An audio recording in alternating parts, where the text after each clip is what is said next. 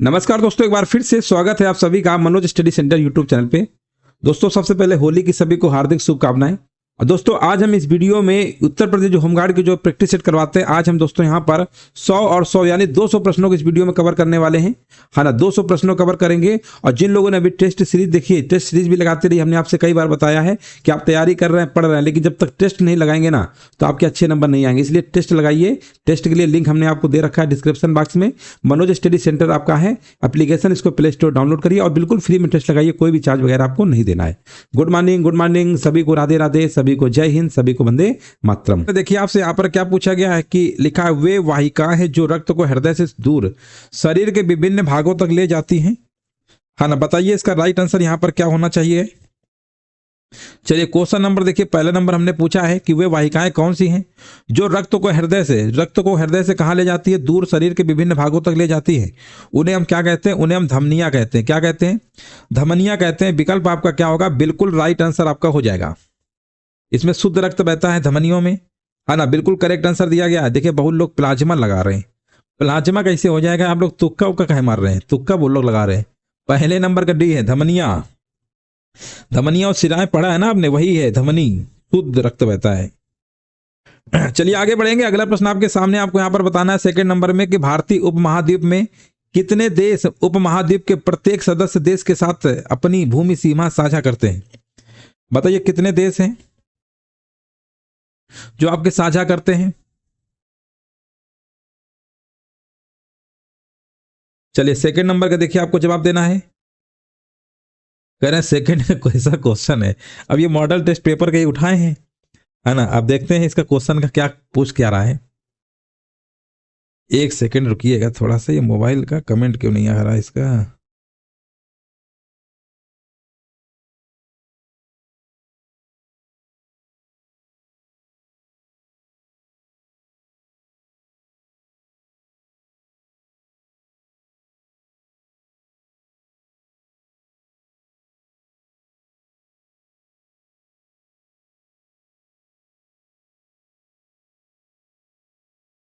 चलिए प्रश्न को देखते हैं, हम भी देखते हैं क्या लिखा हुआ है।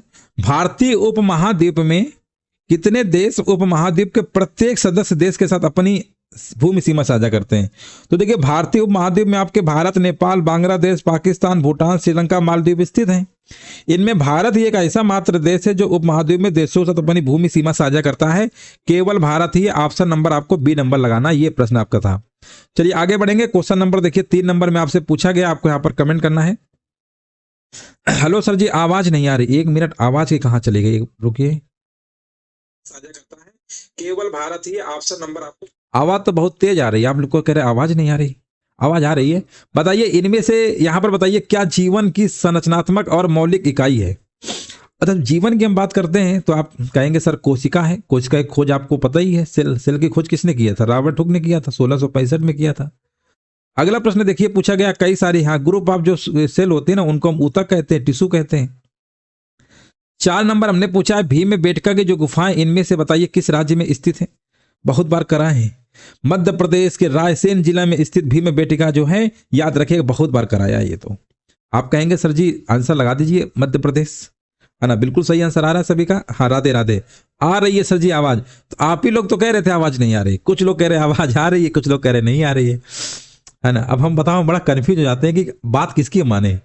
अगला प्रश्न बताइए, यहां पर पूछा गया इनमें से कौन सी पुस्तक जो है डॉक्टर रघुराम राजन द्वारा लिखी गई थी। अच्छा बताइए, डॉक्टर रघुराम राजन के द्वारा लिखी गई थी, कौन सी पुस्तक लिखी गई थी। देखिए डॉक्टर रघुराम राजन एक भारतीय अर्थशास्त्री आप कह सकते हैं। इन्होंने एक लिखा था, इन्होंने पुस्तक का नाम क्या था? द थर्ड पिलर नाम से लिखा था। क्या नाम था? द थर्ड पिलर, जो कि विकल्प आपका जाएगा ए नंबर के साथ। सब ठीक है सर जी, आवाज आ रहा है। देखिए आवाज कह रहे आ रहा है। राधे राधे भैया, राधे राधे। अगला प्रश्न देखिए आपसे पूछा गया, ये प्रश्न हमने इतनी बार आपको कराया है कि करा करा के हम थक गए हैं, है ना। ये खुदाई खिदमतगार कितनी बार बताया। सीमांत गांधी भी कहते हैं, खान अब्दुल गफ्फार खान कई बार करा चुके हैं, पेपर में कई बार आया भी है। ये 6 नंबर का ए है। बिल्कुल सही है। इन्होंने खुदाई खिदमतगार जो सर्वेंट ऑफ गॉड है ना, आंदोलन की शुरुआत किया था 1929 में किया था। कब किया था? 1929 में शुरू किया था, याद रखिए, खुदाई खिदमतगार के। हाँ बिल्कुल सही है। इनको बच्चा खां, कई सारे नाम है, सीमांत गांधी भी कहते हैं। अगला प्रश्न देखिए आपसे पूछा गया है क्वेश्चन नंबर 7 नंबर में आपको कमेंट करना है कि 42वें संविधान संशोधन के द्वारा भारत के संविधान में कितने मौलिक कर्तव्य आपके शामिल किए गए हैं। तो आपको पता है कि पहले आपके कितने थे, आपके 10 मौलिक कर्तव्य थे कि 11 थे, कितने बताइए। 7 का आंसर क्या होगा? बहुत बढ़िया, 7 का आंसर आ चुका है। कह रहे हैं सर जी 10 लगा दीजिए, क्या बात है, बात बिल्कुल सही है। 11 कैसे लगा दिए हो? 11 मौलिक कर्तव्य हैं, बात सही है, इसमें कोई डाउट नहीं है। लेकिन 11वां जो मौलिक कर्तव्य है ना, वो आपका 86वां संविधान संशोधन, याद रखिएगा 86वां संविधान संशोधन जो आपका आया था 2002 में, इसमें आपका 11वां जो है आपका ऐड हुआ था, तब 11 हुए थे। पहले तो 42वां में तो 10 थे ना, 42वां संविधान संशोधन 1976 वाला जो है, इसमें तो आपके 10 ही थे, अब 11 है। तो हमने उस समय का पूछा है। हाँ बहुत बढ़िया, बिल्कुल सही है। सरदार स्वर्ण सिंह समिति की सिफारिश पर, यह भी याद रखिए, कई बार पूछ लेता है। सरदार स्वर्ण सिंह समिति की सिफारिश पर कई बार पूछ लेता है, इस चीज को ध्यान रखिएगा। अगला प्रश्न देखिए आपको बताना है, भारत के साथ किस देश ने द्विपक्षीय समुद्री अभ्यास स्लाइनेक्स 2-3 में हिस्सा लिया है। देखिए स्लाइनेक्स जो आपका अभ्यास होता है, पहली बात तो याद रखिएगा, ये भारत श्रीलंका के बीच होता है ना, भारत श्रीलंका के बीच होता है, इस चीज को ध्यान रखिएगा। हाँ बिल्कुल सही आंसर आपका है।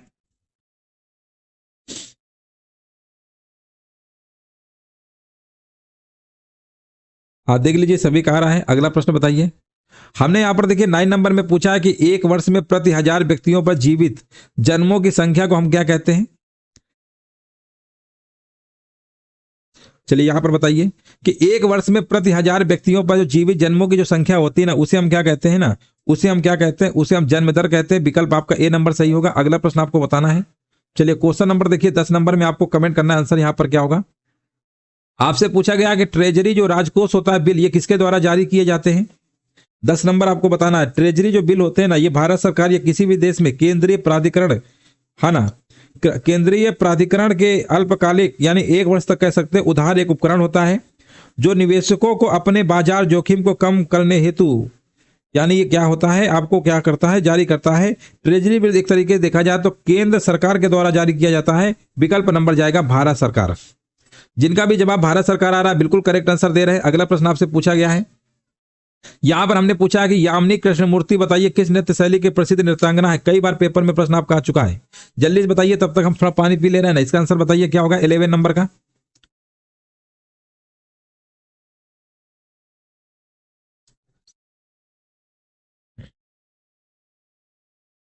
गुड मॉर्निंग सर जी, गुड मॉर्निंग, गुड मॉर्निंग सभी को, गुड मॉर्निंग। यामिनी कृष्णमूर्ति का हमने पूछा है, कह रहे हैं भरतनाट्यम तमिलनाडु, बिल्कुल सही आंसर कह रहे हैं, बिल्कुल करेक्ट आंसर दिया गया है। बताइए मोहिनी अट्टम कहां का नृत्य है, आपको कमेंट सेक्शन में बताना है। बिहू तो असम का जानते ही है। अगला प्रश्न देखिए आपसे पूछा गया कि अकबर की राजस्व प्रणाली जो है ये जब्त द्वारा, मतलब लिखा है किसके द्वारा विकसित की गई थी। अकबर की राजस्व प्रणाली लिखा है जब्त जो है ना किसके द्वारा विकसित की गई थी।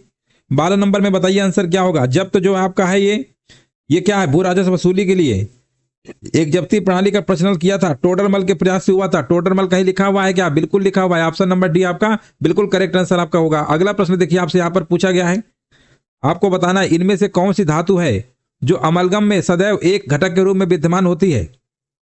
बताइए इनमें से कौन सी धातु है ना, जो अमलगम में सदैव एक घटक के रूप में विद्यमान होती है। 13 नंबर का बताइए राइट आंसर क्या होगा। 13 नंबर का जवाब कह रहे हैं, आंसर बताइए क्या होगा। देखिए यहां पर आपको बताना है, यहां पर पारा होना चाहिए, आप पारा लिख लो भैया, पारा मरकरी जिसे कहते हैं, है ना। तो यहां पर पारा होगा, बिल्कुल करेक्ट आंसर आपका होगा। यहां पर पारा है यानी मरकरी जिसे आप कहते हैं, बिल्कुल सही आंसर आपका हो जाएगा। अगला प्रश्न देखिए आपसे पूछा गया, आपको बताना है राइट आंसर यहां पर क्या होगा। 14 नंबर में, 14 नंबर में आपसे पूछा गया है कि उपग्रह वायुमंडल की अनुपस्थिति में, मतलब निम्नलिखित में से बताइए किस परत में पृथ्वी की परिक्रमा करते हैं। उपग्रह वायुमंडल की बताइए इनमें से किस परत में पृथ्वी की परिक्रमा करते हैं। 14 नंबर में आप जानते हैं वायुमंडल में 5 प्रकार के मंडल होते हैं। क्षोभ मंडल होता है, फिर समताप आता है, फिर मध्य आता है, फिर आयन आता है और लास्ट में आपका बहिमंडल होता है। आपको बताना है किस परत में पृथ्वी की परिक्रमा करते हैं। जब हम पृथ्वी की परिक्रमा की बात करते हैं तो आप कहेंगे बहिमंडल, लगा दीजिए, ऑप्शन नंबर जाएगा बी नंबर के साथ। जिनका भी 14 नंबर का बी आ रहा है बिल्कुल सही आंसर दे रहे हैं। अगला प्रश्न हमने पूछा, आपको यहां पर कमेंट करना है कि निम्नलिखित में से बताइए कौन सा उपन्यास प्रसिद्ध भारतीय लेखक मुल्कराज आनंद द्वारा लिखा गया था। बताइए कौन सा है उपन्यास जो भारतीय लेखक है आपके मुल्कराज आनंद के द्वारा लिखा गया था। 15 नंबर का आपको बताना है और जवाब हमारे बीच आ चुका है।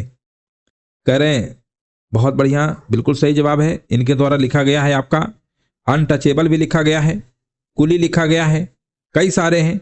विकल्प नंबर लगा दीजिए ए नंबर के साथ। हाँ, जिनका भी 15 नंबर का आ रहा है बिल्कुल करेक्ट आंसर आपका हो जाएगा। The room on the roof, इसके लेखक कौन है? रस्किन बॉन्ड है भैया, इसके रस्किन बॉन्ड है, इसके आपके रस्किन बॉन्ड है, रस्किन बॉन्ड है, याद रखिएगा रस्किन बॉन्ड है आपके, है ना, रस्किन बॉन्ड है। और गोदान तो आप जानते हैं मुंशी प्रेमचंद जी का है। और ये जो ट्रेन टू पाकिस्तान लिखा है ना, ये किसका है? ये खुशवंत सिंह का है। किसका है? खुशवंत सिंह। उनका नाम क्या है? उनका नाम है खुशवंत सिंह, याद रखिएगा। विकल्प नंबर जाएगा यहां पर ए नंबर के साथ। इनका एक और भी है कुली, कुली भी इन्हीं का लिखा हुआ है, मुल्कराज आनंद का। उपन्यास की हम बात कर रहे थे। चलिए 16 नंबर में देखिए, आपको यहां पर कमेंट करना है, सभी लोगों को यहां पर बताना है इनमें से कौन सी दो प्रमुख नदियां हैं जो गंगा नदी का निर्माण करती हैं। बताइए कौन सी दो नदियां हैं जो गंगा नदी का निर्माण करती हैं। 16 नंबर में आपको बताना है। गंगा नदी उत्तराखंड में स्थित गोमुख के निकट गंगोत्री ग्लेशियर से के भागीरथी नाम से उद्गमित होती है, सभी को पता है। और यहां पे आंसर कह रहे हैं, देखो याद रखिएगा, यहां पर कह रहे हैं जवाब आ गया अलकनंदा और भागीरथी कह रहे हैं। अलकनंदा भागीरथी कह रहे हैं ना, बिल्कुल सही है। जिनका भी 16 नंबर का डी आ रहा है ना, बिल्कुल करेक्ट आंसर दे रहे हैं। अच्छा, भागीरथी और आपके जो, हाँ बिल्कुल सही है। तो अलकनंदा और मंदाकिनी ये रुद्रप्रयाग, अलकनंदा पिंडर जो है कर्णप्रयाग में मिलती हैं, अलकनंदा नंदाकिनी आपके नंदप्रयाग में मिलती हैं। ठीक है ना, याद रखेंगे ना। विकल्प आपका डी नंबर होना चाहिए, बिल्कुल सही है। अगला प्रश्न आपको बताना है। यहां पर हमने पूछा है कि 1896 में प्रथम ओलंपिक खेलों का आयोजन किस देश में हुआ था। कई बार पेपर में आ चुका है,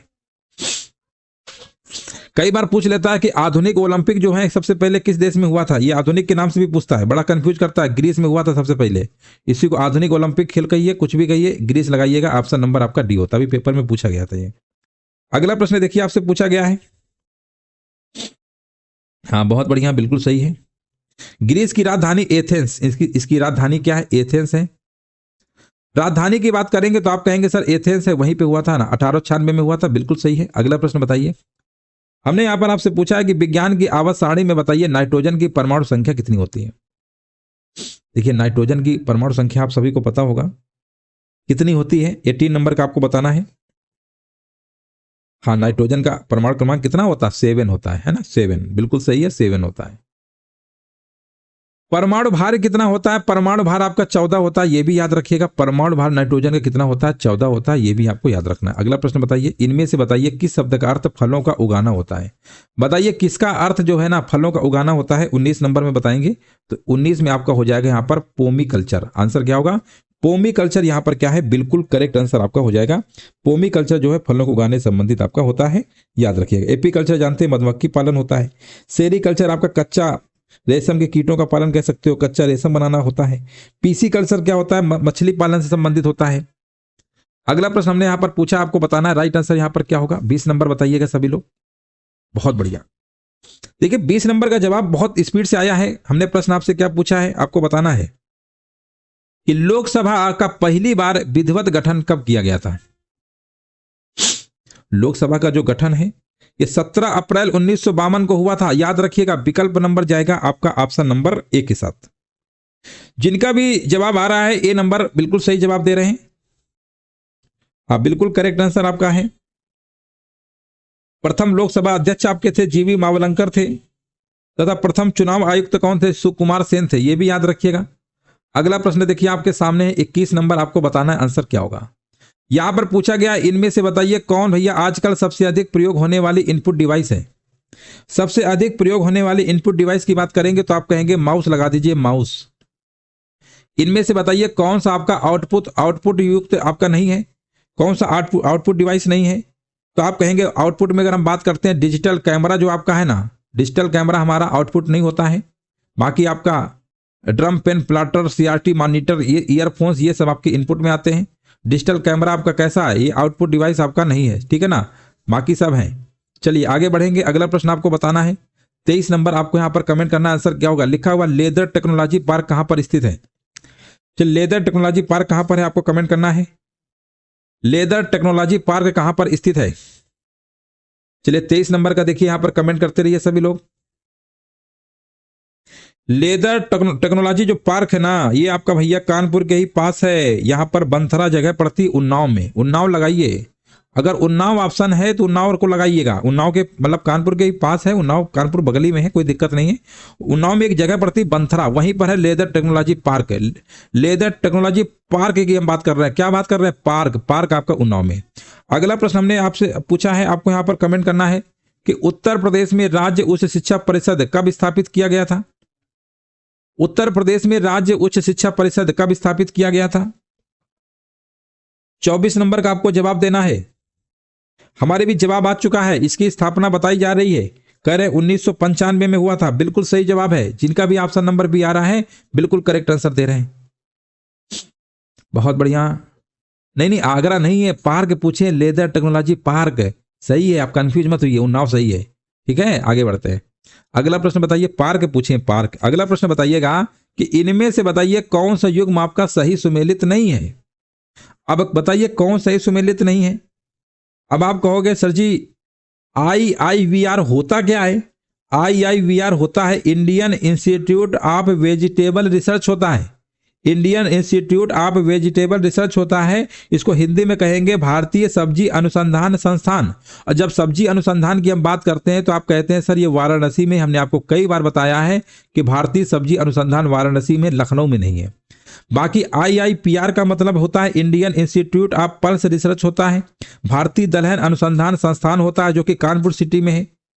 अब कहेंगे IVRI का मतलब क्या होता है? इंडियन वेटेनरी रिसर्च इंस्टीट्यूट होता है। भारतीय पशु चिकित्सा अनुसंधान संस्थान कह सकते हैं, इज्जतनगर में है।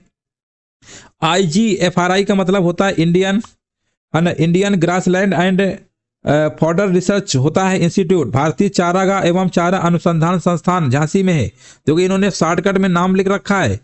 इसको अगर आपको नहीं पता होगा फिर नहीं कर पाएंगे, गलत कर देंगे पेपर में। अगला प्रश्न हमने पूछा है, इनमें से बताइए कौन सा युग्म आपका सुमेलित नहीं है। देखिए यहां पर कुछ हमारे ऑप्शन दिए गए हैं और आपको बताना है कौन सा सुमेलित नहीं है। 26 नंबर आप कहेंगे ताला तो अलीगढ़ का ताला फेमस है, पीतल की मूर्तियां मथुरा में है। और यहाँ पर गोटे का कार्य लखनऊ वाराणसी में। बेंत व छड़ियों का निर्माण दोस्तों बरेली में होता है। कहां पर होता है? बरेली में होता है। याद रखिएगा बरेली में होता है। यूपी जीके का प्रश्न लिया गया था। ऑप्शन नंबर डी आपका क्या है? बिल्कुल करेक्ट आंसर आपका हो जाएगा, बिल्कुल सही है। अगला प्रश्न हमने आपसे पूछा है, आपको बताना है 27 नंबर में आपसे पूछा गया है, इनमें से आपको सुमेलित करना है। एक तरफ आपके मेला दे रखा, एक तरफ आपके जनपद दे रखा। यह भी यूपी स्पेशल से प्रश्न लिया गया है। बताइए मेला, और आप जानते ही होंगे यूपी में, जानते ही होंगे सारे मेला तो आपको पता ही होगा, इसमें तो कोई डाउट ही नहीं है। देवी पाटन मेला कहाँ होता है? तो आप कहोगे सर जी तो बलरामपुर में होता है। हमने कहा कांपिल्य मेला कहाँ होता है? आप कहोगे सर ये फर्रुखाबाद में होता है। हमने कहा बटेश्वर मेला कहाँ लगता है? आप कहेंगे बटेश्वर मेला तो आगरा में लगता है। और ददरी मेला बचा है तो आप समझ गए होंगे बलिया में ही लगेगा। ऑप्शन नंबर सी को लॉक कर देते हैं 2314। जिनका भी जवाब सी नंबर आ रहा है बिल्कुल सही जवाब दे रहे हैं। बहुत बढ़िया, बिल्कुल सही जवाब है। देखो यहां पर 27 नंबर का सी, जिनका भी जवाब आ रहा था ना बिल्कुल सही जवाब दे रहे हैं। एक और प्रश्न आपके सामने यूपी स्पेशल का आ चुका है और आपके सामने पूछा गया है कि उत्तर प्रदेश में बुक्सा जनजाति कहां रहती है। उत्तर प्रदेश में बुक्सा जनजाति कहां रहती है? देखिए बुक्सा जनजाति की हम बात कर रहे हैं, बिजनौर कह रहे हैं, बिजनौर में रहती है। अच्छा बिल्कुल सही बात है, बिजनौर में रहती है, बिजनौर जिले, बिल्कुल सही है, बिल्कुल करेक्ट आंसर आपका था। 28 नंबर सामने आ गया है प्रश्न आपके, और 28 नंबर में आपको बताना है, 28 नंबर में आपको बताना है राइट आंसर। बताइए क्या होगा।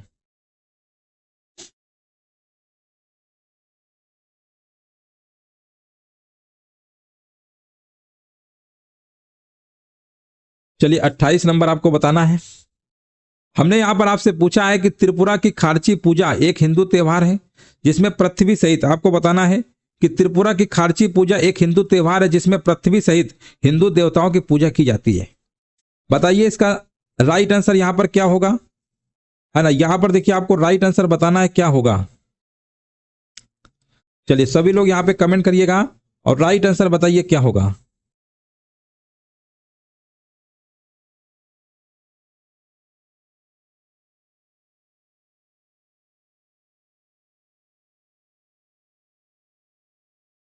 कह रहे हैं यहाँ पर 14 प्रमुख देवी देवताओं की, बिल्कुल सही है। जिनका भी 14 आ रहा है ना, बिल्कुल सही जवाब दे रहे हैं ना, बिल्कुल करेक्ट आंसर दिए हैं, कोई इसमें दिक्कत की बात नहीं है। और अगला प्रश्न देखिए आपसे पूछा गया, आपको यहाँ पर बताना है 30 नंबर में। 30 नंबर में बताइए, लिखा है राज्यसभा द्वारा धन विधेयक को कितने दिनों के भीतर लोकसभा में वापिस भेजना अनिवार्य होता है? बड़ा आसान प्रश्न है, 14 दिन है। अगला प्रश्न आपसे पूछा गया, आपको बताना है यहाँ पर 31 नंबर, बताइए आंसर क्या होगा। 31 नंबर में देखिए हमने आपसे क्या पूछा है, आपको बताना है कि उत्तर प्रदेश में सबसे पुराना विश्वविद्यालय कौन सा है। हमने उत्तर प्रदेश में सबसे पुराना विश्वविद्यालय पूछा है और आपको यहां पर जवाब देना है। राइट आंसर यहां पर क्या होगा, बताइए। उत्तर प्रदेश में सबसे पुराना विश्वविद्यालय कौन सा है? आप कहेंगे सर जी इलाहाबाद विद्यालय लगा दीजिए, यही वाला है ना। अब तो प्रयागराज इलाहाबाद, बिल्कुल सही है ना। 31 नंबर का बी आ रहा है सभी का, हाँ बिल्कुल सही है। अगला प्रश्न आपसे पूछा गया है 32 नंबर आपके सामने, आपको बताना है। आपको बताना है कि भारत के किस राज्य में अनुसूचित जातियों की जनसंख्या सर्वाधिक है? भारत के किस राज्य में अनुसूचित की भैया संख्या ज्यादा है? बताइए आंसर क्या होगा 32 नंबर में। अनुसूचित जातियों की जनसंख्या सर्वाधिक है, आपको कमेंट करना है, आंसर बताइए क्या होगा।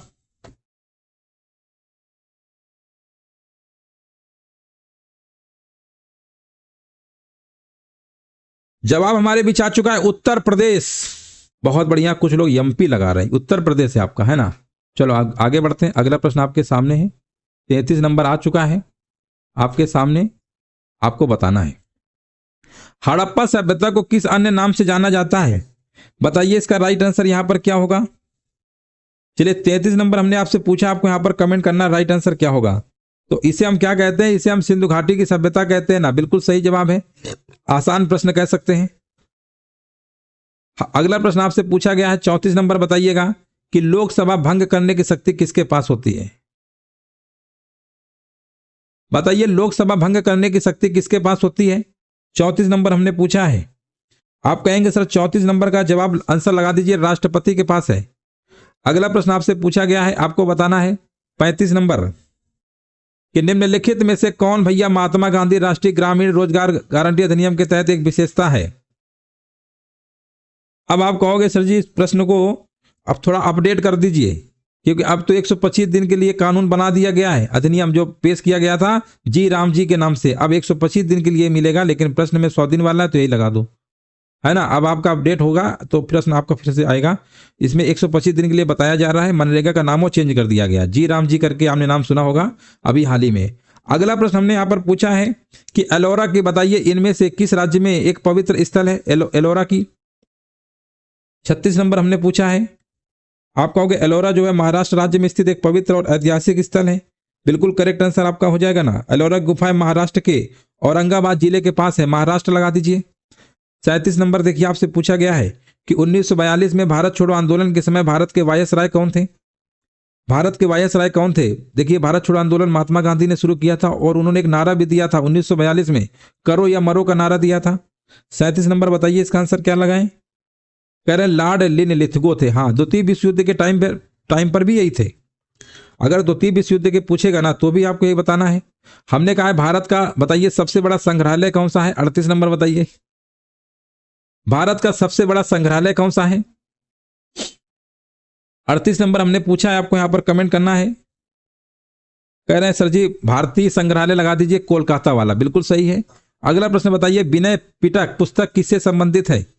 अगला प्रश्न आपसे पूछा गया है कि विनय पिटक पुस्तक किससे संबंधित है? आप कहेंगे ये तो बौद्ध संघ के नियम के बारे में बताता है, सुत्त पिटक विनय पिटक आपने पढ़ा होगा। अगला प्रश्न आपके सामने आ चुका है 40 नंबर। 40 नंबर में देखिए क्या पूछा गया है। आपसे पूछा गया है कि भारतीय संविधान का कौन सा अनुच्छेद नए राज्यों के गठन और मौजूदा राज्यों के क्षेत्रों, सीमाओं या नामों में परिवर्तन का प्रावधान करता है? बताइए इसका आंसर क्या लगाएंगे।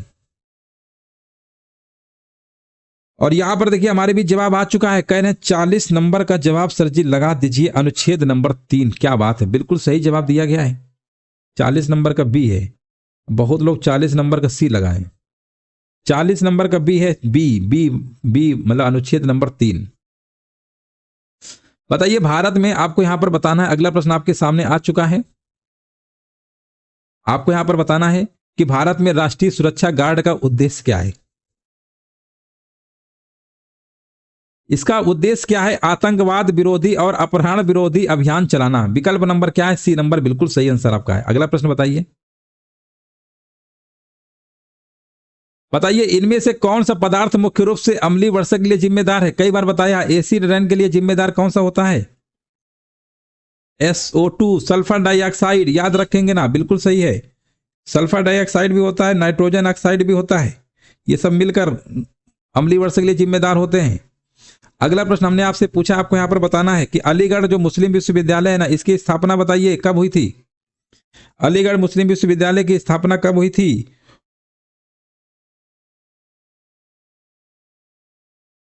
देखो पहले इसका नाम था मोहम्मदन एंग्लो ओरिएंटल था, MAO करके नाम था, 1875 में किया। बाद में भैया सर सैयद अहमद खान आए और उन्होंने इसका विश्वविद्यालय का दर्जा दे दिया 1920 में, है ना, तभी से AMU का नाम हो गया। 1920 लगाइए। डी नंबर, एक 43 नंबर का डी, देखो 43 नंबर का बी लगा रहे। 1875 में जो किए थे वो किए थे, कौन किए थे? अलीगढ़ मुस्लिम विश्वविद्यालय की स्थापना जो किए थे, पहले नाम था मोहम्मदन एंग्लो ओरिएंटल, MAO था, 1875 में किया था। सर सैयद अहमद खान ने किया था, ठीक है। बाद में इसको विश्वविद्यालय जो दर्जा मिलता है वो AMU बनता है। AMU कब बना था? अलीगढ़ मुस्लिम विश्वविद्यालय, ये आपका 1920 में, तो इसलिए आपको 1920 लगाना होगा, इस चीज को ध्यान रखिएगा, ठीक है। हाँ, इसमें बड़ा कंफ्यूजन हो जाता है कि 75 वाला मार्क क्या है कि 1920 वाला मार्क क्या है। अगला बताइए, भारत की पहली महिला प्रधानमंत्री कौन थी? बड़ा आसान प्रश्न पूछा है, इंदिरा गांधी थी आपकी। हमने यहां पर पूछा है अगला प्रश्न आपके सामने 45 नंबर कि भारत में कैशलेस अर्थव्यवस्था को भारत सरकार की किस पहल के साथ बढ़ाया गया है? Digital India. ऑप्शन क्या लगाएंगे? Digital India. अगला बताइए इनमें से कौन भैया आयुर्वेद पर आधारित ग्रंथ है? आयुर्वेद पे पूछा गया है, 46 नंबर। आयुर्वेद पे बात करेंगे तो चरक संहिता लगा दीजिएगा, ऑप्शन नंबर बी है। बड़ा आसान प्रश्न है, 47 नंबर पूछा गया कि भारतीय संविधान के किस अनुच्छेद में पंचायतों की स्थापना का प्रावधान किया गया है? किसकी बात हो रही है? पंचायतों की। और पंचायतों की मतलब बात हो रही है तो आप कहेंगे 47 नंबर का जो जवाब है कौन सा लगा दें? बताइए। 47 का कह रहे बी लगा दीजिए, 243 का कह रहे खा, या बी कहो 243 का, या खा कहो, बात एक ही है। विकल्प बिल्कुल सही बताए हैं और आप पढ़े ही होंगे। 243 ए से लेकर 243 ओ तक पढ़ते हैं आप। हाँ बिल्कुल सही है। 73वां संविधान संशोधन 1992 के द्वारा जोड़ा गया था। अनुच्छेद नंबर 40 में आप पढ़ते हैं ग्राम पंचायतों का गठन है। ग्राम पंचायतों का जो गठन है अनुच्छेद नंबर 40 में, याद रखिएगा। अनुच्छेद नंबर 40 में क्या है? ग्राम पंचायतों का गठन है। ग्राम पंचायतों का क्या है? गठन के बारे में बताया गया है। यहां पर 48 नंबर में आपसे पूछा गया है कि मैंग्रोव वितरण मुख्य रूप से अंडमान और निकोबार द्वीप समूह के निम्नलिखित किस भागों में पाया जाता है? ये जो मैंग्रोव पाए जाते हैं ना, ये आपके दोस्तों उत्तरी अंडमान और छोटे अंडमान के क्षेत्रों में पाए जाते हैं। उत्तरी अंडमान कहीं दिया है क्या? हाँ दिया है। हाँ बिल्कुल सही आंसर आपका है। लिटिल अंडमान उत्तरी वाला है ना, बिल्कुल सही है। यहां पर उत्तरी अंडमान लगाइए। 48 नंबर का सी। 49 नंबर बताइए, विजयनगर साम्राज्य की स्थापना 1336 में किसके द्वारा की गई थी? हरिहर और बुक्का दो सगे भाई थे ना, इन्हीं के द्वारा किया गया था। मेगा शहर वे शहर होते हैं जिसकी जनसंख्या कितने से अधिक होनी चाहिए? आपको यहां पर कमेंट करना है, राइट आंसर बताइए क्या होगा 50 नंबर में। 50 नंबर में कह रहे हैं 10 बिलियन। 10 मिलियन से अगर जनसंख्या अधिक है तो मेगा शहर होते हैं। अगला प्रश्न देखिए, आपसे पूछा गया है कि क्षेत्रफल की दृष्टि से बताइएगा कि भारत विश्व का बताइए कौन से नंबर का बड़ा देश है? आपको पता है 7वें नंबर पे आता है। पहले नंबर पे रूस है, फिर कनाडा, चीन, ये सब है ना। 7वें नंबर पे किसका नंबर आता है? भारत का आता है। जनसंख्या के मामले में भारत पहले नंबर पे। अगला प्रश्न आपसे पूछा गया है कि मालदीव भारत के किस द्वीप के दक्षिण में स्थित है? मालदीव जो है ना, ये भारत के किस द्वीप के दक्षिण में स्थित है? 52 नंबर बताना है। कह रहे लक्षद्वीप, है ना, लक्षद्वीप यहां पे बिल्कुल सही जवाब है। देख लीजिए सभी का जवाब आ रहा है।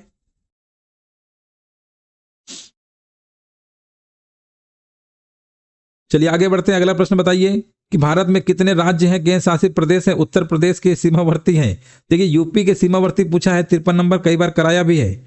देखो यहां पर राज्य केंद्र दोनों मिला दिया, इसलिए 9 है। 8 + 1 है, एक दिल्ली है ना, और 8 राज्य, तो टोटल आपके 9 होंगे, कुल पूछ लिया है दोनों मिला के तो 9। अगला प्रश्न आपसे पूछा गया है, आपको यहां पर कमेंट करना है कि भारत के निम्नलिखित में से किस राज्य में गर्मी के मौसम में लू हवा नहीं चलती है। बताइए लू हवा कहां नहीं चलती है। 54 नंबर में कह रहे हैं गोवा में नहीं चलती है, बाकी सब जगह चलती है। 54 का डी। अगला प्रश्न देखिए आपसे यहां पर पूछा गया है, आपको बताना है इनमें से बताइए कौन सा एक मोटे अनाज का उदाहरण आपका नहीं है। मोटे अनाज का उदाहरण इसमें रागी है, ज्वार है, बाजरा है, गेहूं नहीं होगा, ठीक है ना, ऑप्शन नंबर ए।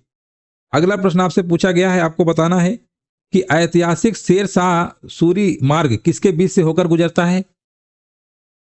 ऐतिहासिक शेरशाह सूरी जो मार्ग है ना, किससे होकर गुजरता है। 56 नंबर में पूछा है तो कह रहे हैं दिल्ली और अमृतसर लगा दीजिए ना, बिल्कुल सही जवाब है। जिनका भी 56 नंबर का ए आ रहा है ना, दिल्ली और क्या कहते हैं अमृतसर, बिल्कुल सही आंसर दे रहे हैं। देखो यहाँ पे रागी आपका है मोटे अनाज में, गेहूं नहीं आता है, ठीक है। अगला प्रश्न आपसे 57 नंबर में देखिए पूछा गया है कि भारत का बताइए इनमें से कौन सा स्थान सबसे कम तापमान का अनुभव करता है। सबसे कम तापमान का अनुभव करता है, आप कहेंगे लेह लगा दीजिए, लेह। सियाचिन ग्लेशियर भी है, लेकिन यहां पर ऑप्शन क्या है, लेह लगा है तो लेह लगा दो ऑप्शन के अकॉर्डिंग। अगला प्रश्न यहां पर बताइए, लिखा है कि आयताकार कक्षा वरुण की कक्षा को अति व्यापित करती है। बताइए किसकी जो है आयताकार कक्षा जो है वरुण की कक्षा को अति व्यापित करती है। 58 नंबर बताएंगे आंसर क्या होगा, यम कह रहे, यम। यम की आयताकार जो कक्षा है वरुण की कक्षा को अति व्यापित करती है। सप्तऋषि एक है, क्या है आपको बताना है। 59 नंबर में क्या होगा, देखिए सप्तऋषि एक तरीके से जो आपके है ना, एक तरीके से एक तारा मंडल है, क्या है, तारा मंडल है। 59 नंबर का आपका ए नंबर सही है। 60 नंबर में देखिए हमने आपसे पूछा है कि निम्नलिखित में से बताइएगा कि किस क्षेत्र में वर्ष भर दिन और रात लगभग आपके बराबर होते हैं। यहां पर देखिए हमने आपसे पूछा है कि किस क्षेत्र में वर्ष भर दिन और रात लगभग बराबर होते हैं। 60 नंबर में कह रहे हैं भूमध्य रेखीय क्षेत्र कह रहे हैं, बिल्कुल सही जवाब है ना, भूमध्य रेखीय क्षेत्र बिल्कुल करेक्ट आंसर आपका है। अगला प्रश्न आपसे पूछा गया है 61 नंबर में, आपको बताना है कि भारत का पहला राज्य जिसने एंड्रॉयड आधारित मोबाइल ऐप के माध्यम से ई वोटिंग प्रणाली शुरू करने का निर्णय लिया है, वो कौन सा है। वो राज्य कौन सा है आपको बताना है। 61 नंबर में जवाब क्या होगा, और उसका नाम है दोस्तों याद रखिएगा बिहार। बिहार जो है ना बिल्कुल सही है, बिहार आपका क्या है, बिहार बिल्कुल करेक्ट आंसर आपका है। बिहार जो शहरी चुनावों के लिए ई वोटिंग प्रणाली अपनाने वाला पहला राज्य बना है, बिल्कुल करेक्ट आंसर आपका है। अगला प्रश्न देखिए आपसे पूछा गया, आपको बताना है कि मोतीलाल नेहरू बाल संग्रहालय कहां पर स्थित है। मोतीलाल नेहरू बाल संग्रहालय कहां पर स्थित है। ये उत्तर प्रदेश की राजधानी लखनऊ में है, याद रखिएगा, बिल्कुल सही आंसर है। उत्तर प्रदेश के राजकीय चिन्ह में बताइए कौन सा नहीं है। देखिए उत्तर प्रदेश के जो राजकीय चिन्ह में कौन सा शामिल नहीं है। आप कहेंगे मछलियां हैं, धनुष भी है, तीर भी है, लेकिन मोर कहां है, मोर नहीं है। बहुत बढ़िया, बिल्कुल सही जवाब है। अगला प्रश्न देखिए हमने आपसे पूछा, आपको यहां पर कमेंट करना है, राइट आंसर दीजिएगा। लिखा है उत्तर प्रदेश में नवाबगंज पश्चिम बिहार कहां पर स्थित है। हमने पूछा है उत्तर प्रदेश में नवाबगंज पश्चिम बिहार कहां पर स्थित है। 64 नंबर बताइए क्या होगा। देखिए 64 नंबर में आपको बताना है, आप कहेंगे नवाबगंज पश्चिम बिहार जो है दोस्तों, ये तो आपका कहां पर है। अब इसको शहीद चंद्रशेखर आजाद पश्चिम बिहार कहते हैं।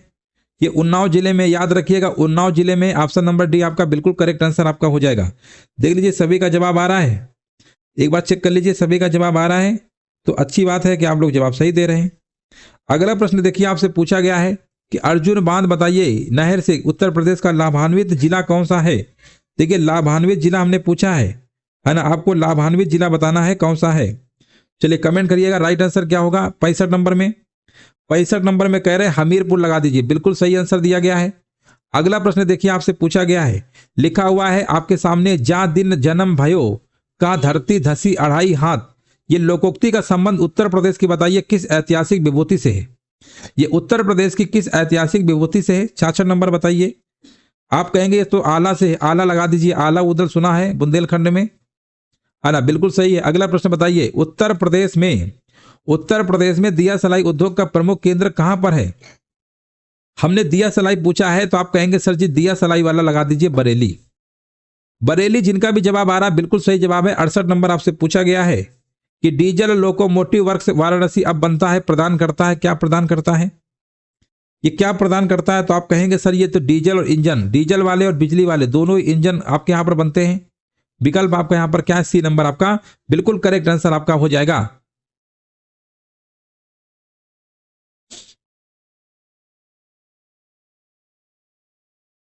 अब दोनों ही बनते हैं, ठीक है। यहां पर 68 नंबर में क्या है? यहां पर सी नंबर होगा। अब दोनों बनने लगे हैं, पहले आपका डीजल वाला बनता था, अब दोनों बनने लगे हैं। चलो आगे बढ़ते हैं। अगला प्रश्न देखिए, आपको बताना है 69 नंबर में जवाब क्या होगा। हमने यहां पर 69 नंबर में पूछा, आपको बताना है कि निम्नलिखित में से उत्तर प्रदेश के जनपदों में भोक्सा जनजाति जो है ना कहां पर पाई जाती है। भोक्सा जनजाति कहां पर पाई जाती है? तो आप कहेंगे सर ये बिजनौर में भी पाई जाती है और आगरा में पाई जाती है। विकल्प नंबर क्या लगा देंगे? ए नंबर। गुलाबी गैंग आंदोलन के संस्थापक कौन है?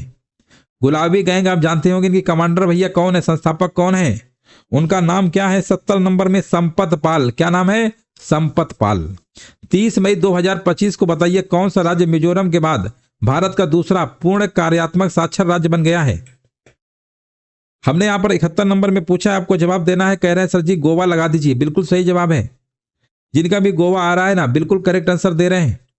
अगला प्रश्न हमने यहां पर पूछा है कि अप्रैल 2025 में विकसित भारत युवा संसद 2025 का आयोजन कहां पर किया गया? ये कहां पर किया गया है?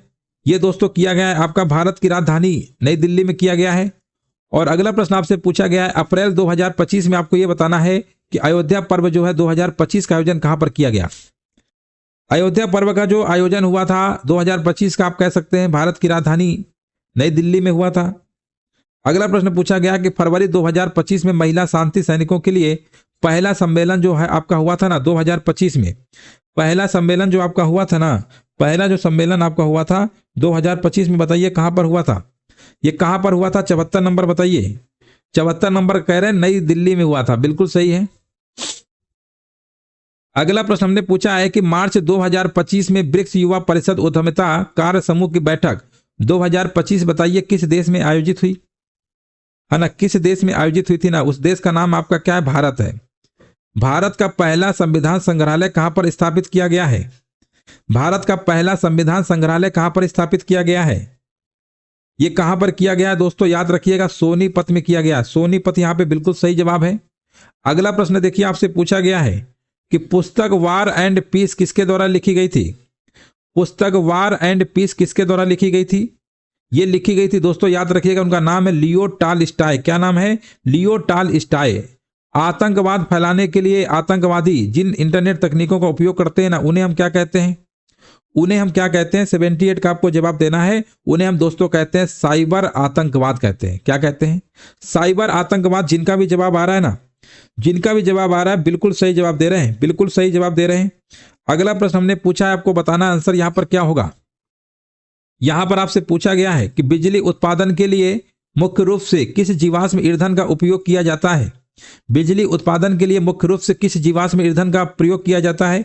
79 नंबर में आप कहेंगे सर लगा देते हैं कोयला। कोयला यहां पर क्या है? बिल्कुल सही जवाब है, कोल जिसे कहते हैं इंग्लिश में। अगला प्रश्न आपसे पूछा गया 80 नंबर में, आपको बताना है कि दक्षिणी पूर्व एशियाई राष्ट्रों का संगठन जिसे आप आसियान कहते हैं का मुख्य उद्देश्य क्या है? आसियान का मुख्य उद्देश्य यही है कि आर्थिक विकास, सामाजिक प्रगति और सांस्कृतिक विकास को बढ़ावा देना, यही उद्देश्य है। अगला प्रश्न हमने पूछा है कि 1987 में हस्ताक्षरित भारत श्रीलंका समझौते का मुख्य उद्देश्य क्या था? चलिए कमेंट करते रहिए। वेरी नाइस क्लास सर जी, कमेंट भी करते रहिए साथ में, है ना। जो लोग बाद में आ रहे हैं उनको भी कमेंट करना है, जो लोग पहले जुड़े उनको भी कमेंट करना है, कमेंट सभी करना है। कमेंट में कटौती मत करिए। वीडियो को लाइक नहीं करोगे तो भी चलेगा। हर हर महादेव भैया, हर हर महादेव, सभी को हर हर महादेव। बताइए 81 का आंसर क्या होगा? 81 का जवाब आ चुका है। श्रीलंका कह रहे हैं नागरिक संघर्ष को हल करना, तमिल अल्पसंख्यक अधिकारों को सुनिश्चित करना। अगला प्रश्न हमने पूछा है कि बास्केटबॉल के आविष्कार का श्रेय बताइए इनमें से किसको दिया जाता है? बास्केटबॉल का जो आविष्कार है ना, ये श्रेय किसको दिया जाता है? उनका नाम है डॉक्टर जेम्स नाई स्मिथ। क्या नाम है? डॉक्टर जेम्स नाई स्मिथ बास्केटबॉल का भैया आविष्कार किए थे। बास्केटबॉल में कितने खिलाड़ी होते हैं? कोई बता सकता है कमेंट करके कि बास्केटबॉल में कितने खिलाड़ी होते हैं? कितने खिलाड़ियों की संख्या होती है बास्केटबॉल में, आपको कमेंट सेक्शन में छाप देना है। अगला प्रश्न हमने पूछा है कि मालाबार नौसेना अभ्यास का क्या महत्व है। मालाबार नौसेना अभ्यास का क्या महत्व है, 83 नंबर बताएंगे। तो यहां पर आंसर कह रहा है ये भारत, अमेरिका, जापान, ऑस्ट्रेलिया के बीच नौसैनिक सहयोग को बढ़ाता है। ये मालाबार नौसेना अभ्यास का महत्व है। बहुत बढ़िया, बिल्कुल सही जवाब है। हमने कहा भौतिकी में नोबेल पुरस्कार बताइए। बास्केटबॉल में खिलाड़ियों की संख्या दोस्तों 5 होती है ना, 5 होती है। चलिए आगे बढ़ेंगे। अगला प्रश्न आपको बताना राइट आंसर यहां पर क्या होगा।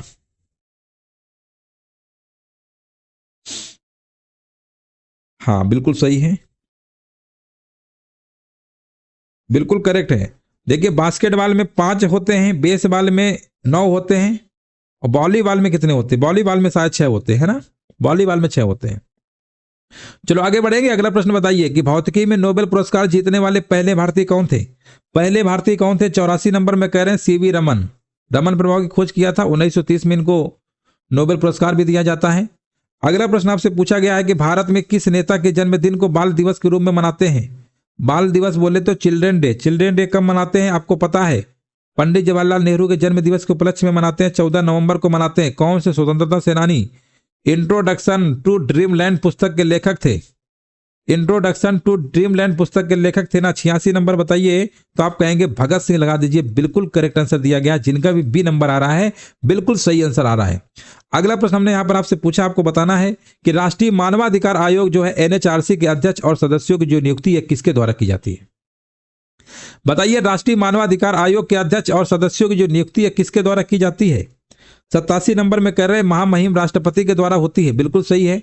भारत में पहली पंचवर्षीय योजना हमने बताया है हायरो-डोमर मॉडल पर आधारित थी, 1951 से लेकर चलती है 1956 तक चलती है। ये पहली पंचवर्षीय योजना थी, याद रखिएगा। पहली पंचवर्षीय योजना आपकी कृषि पर आधारित थी, दूसरी पंचवर्षीय योजना आपकी किस पे आधारित थी, उद्योग वगैरह पे। अगला प्रश्न पूछा गया, आप एक पुलिस अधिकारी के रूप में मान लो तैनात है, आप एक 10 वर्षीय बच्चे को एक व्यस्त चौराहे पर भीख मांगते हुए देखते हैं, तो भारत के किशोर न्याय कानून के अनुसार आपको क्या करना चाहिए। आप क्या करोगे बताइए, सबसे पहले क्या करोगे। सबसे पहले हम उसे सरकारी किशोर आश्रय गृह में ले जाएंगे, सबसे पहले बालक है ना इसलिए। अगला बताइए प्रशासनिक सुविधा के लिए उत्तर प्रदेश राज्य में कितने मंडल मौजूद हैं। जब हम मंडल की बात करते हैं यूपी में कितने आपके दोस्तों 18 मंडल हैं। अगला प्रश्न हमने पूछा, आपको बताना है कि निम्नलिखित में से बताइए कौन सा शब्द अनचाहे ईमेल से संबंधित है।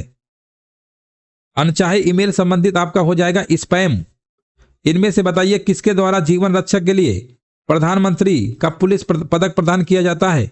बताइए किसके द्वारा जीवन रक्षा के लिए प्रधानमंत्री का पुलिस पदक प्रदान किया जाता है, बताइए आंसर क्या होगा। यह प्रदान किया जाता है दोस्तों गृह मंत्रालय के द्वारा। 92 नंबर का जवाब क्या होगा, गृह मंत्रालय लगा दीजिए। हमने पूछा है, अगला प्रश्न आपके सामने है कि चीनी मुद्रा को हम क्या कहते हैं।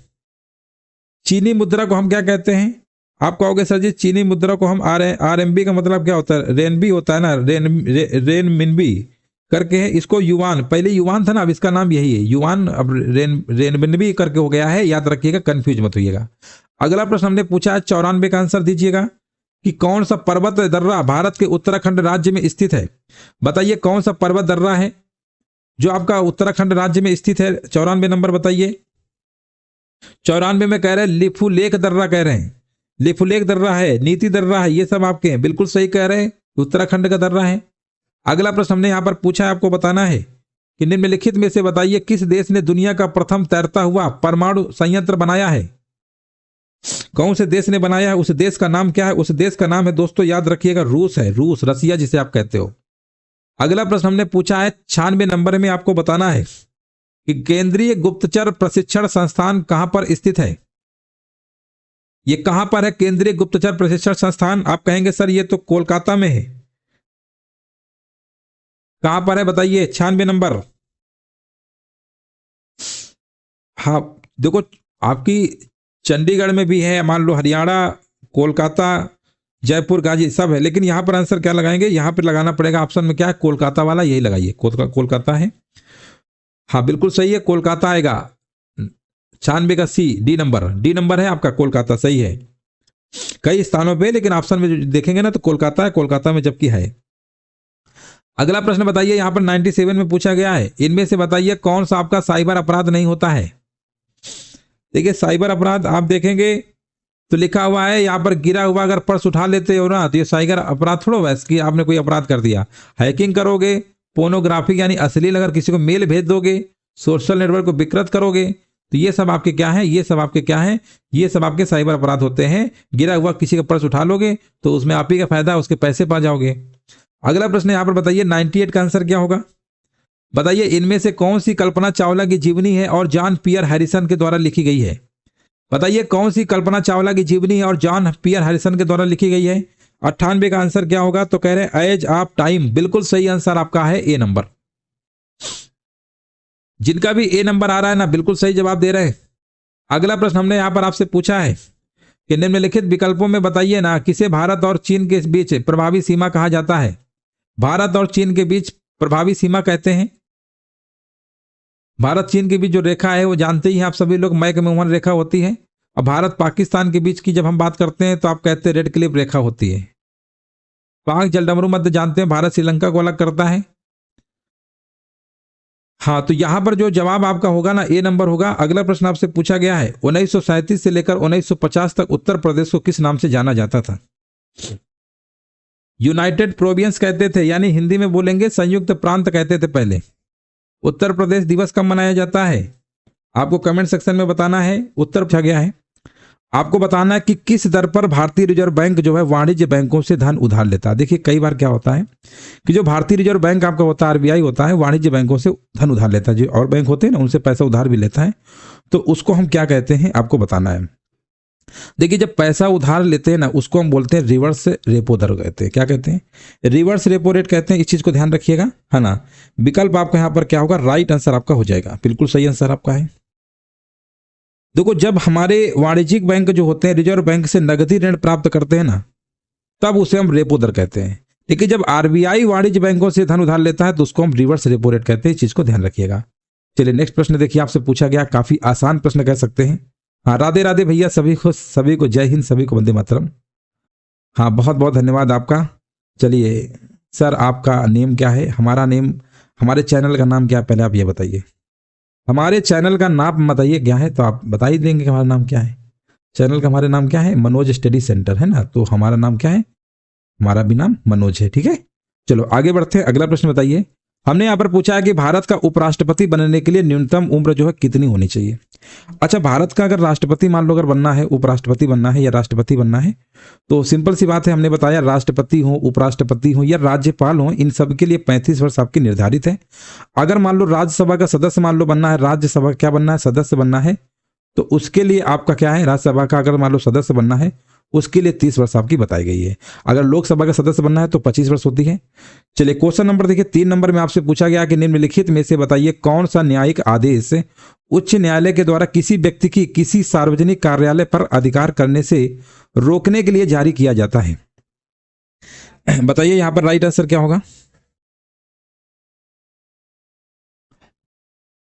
देखिए ये अनुच्छेद नंबर आप पढ़े होंगे, उच्चतम न्यायालय जो सुप्रीम कोर्ट होते हैं ना, यानी सुप्रीम कोर्ट जो आपके होते हैं, आर्टिकल नंबर 32 के द्वारा 5 प्रकार की क्या करते हैं, रिट जारी करते हैं, आपने पढ़ा होगा।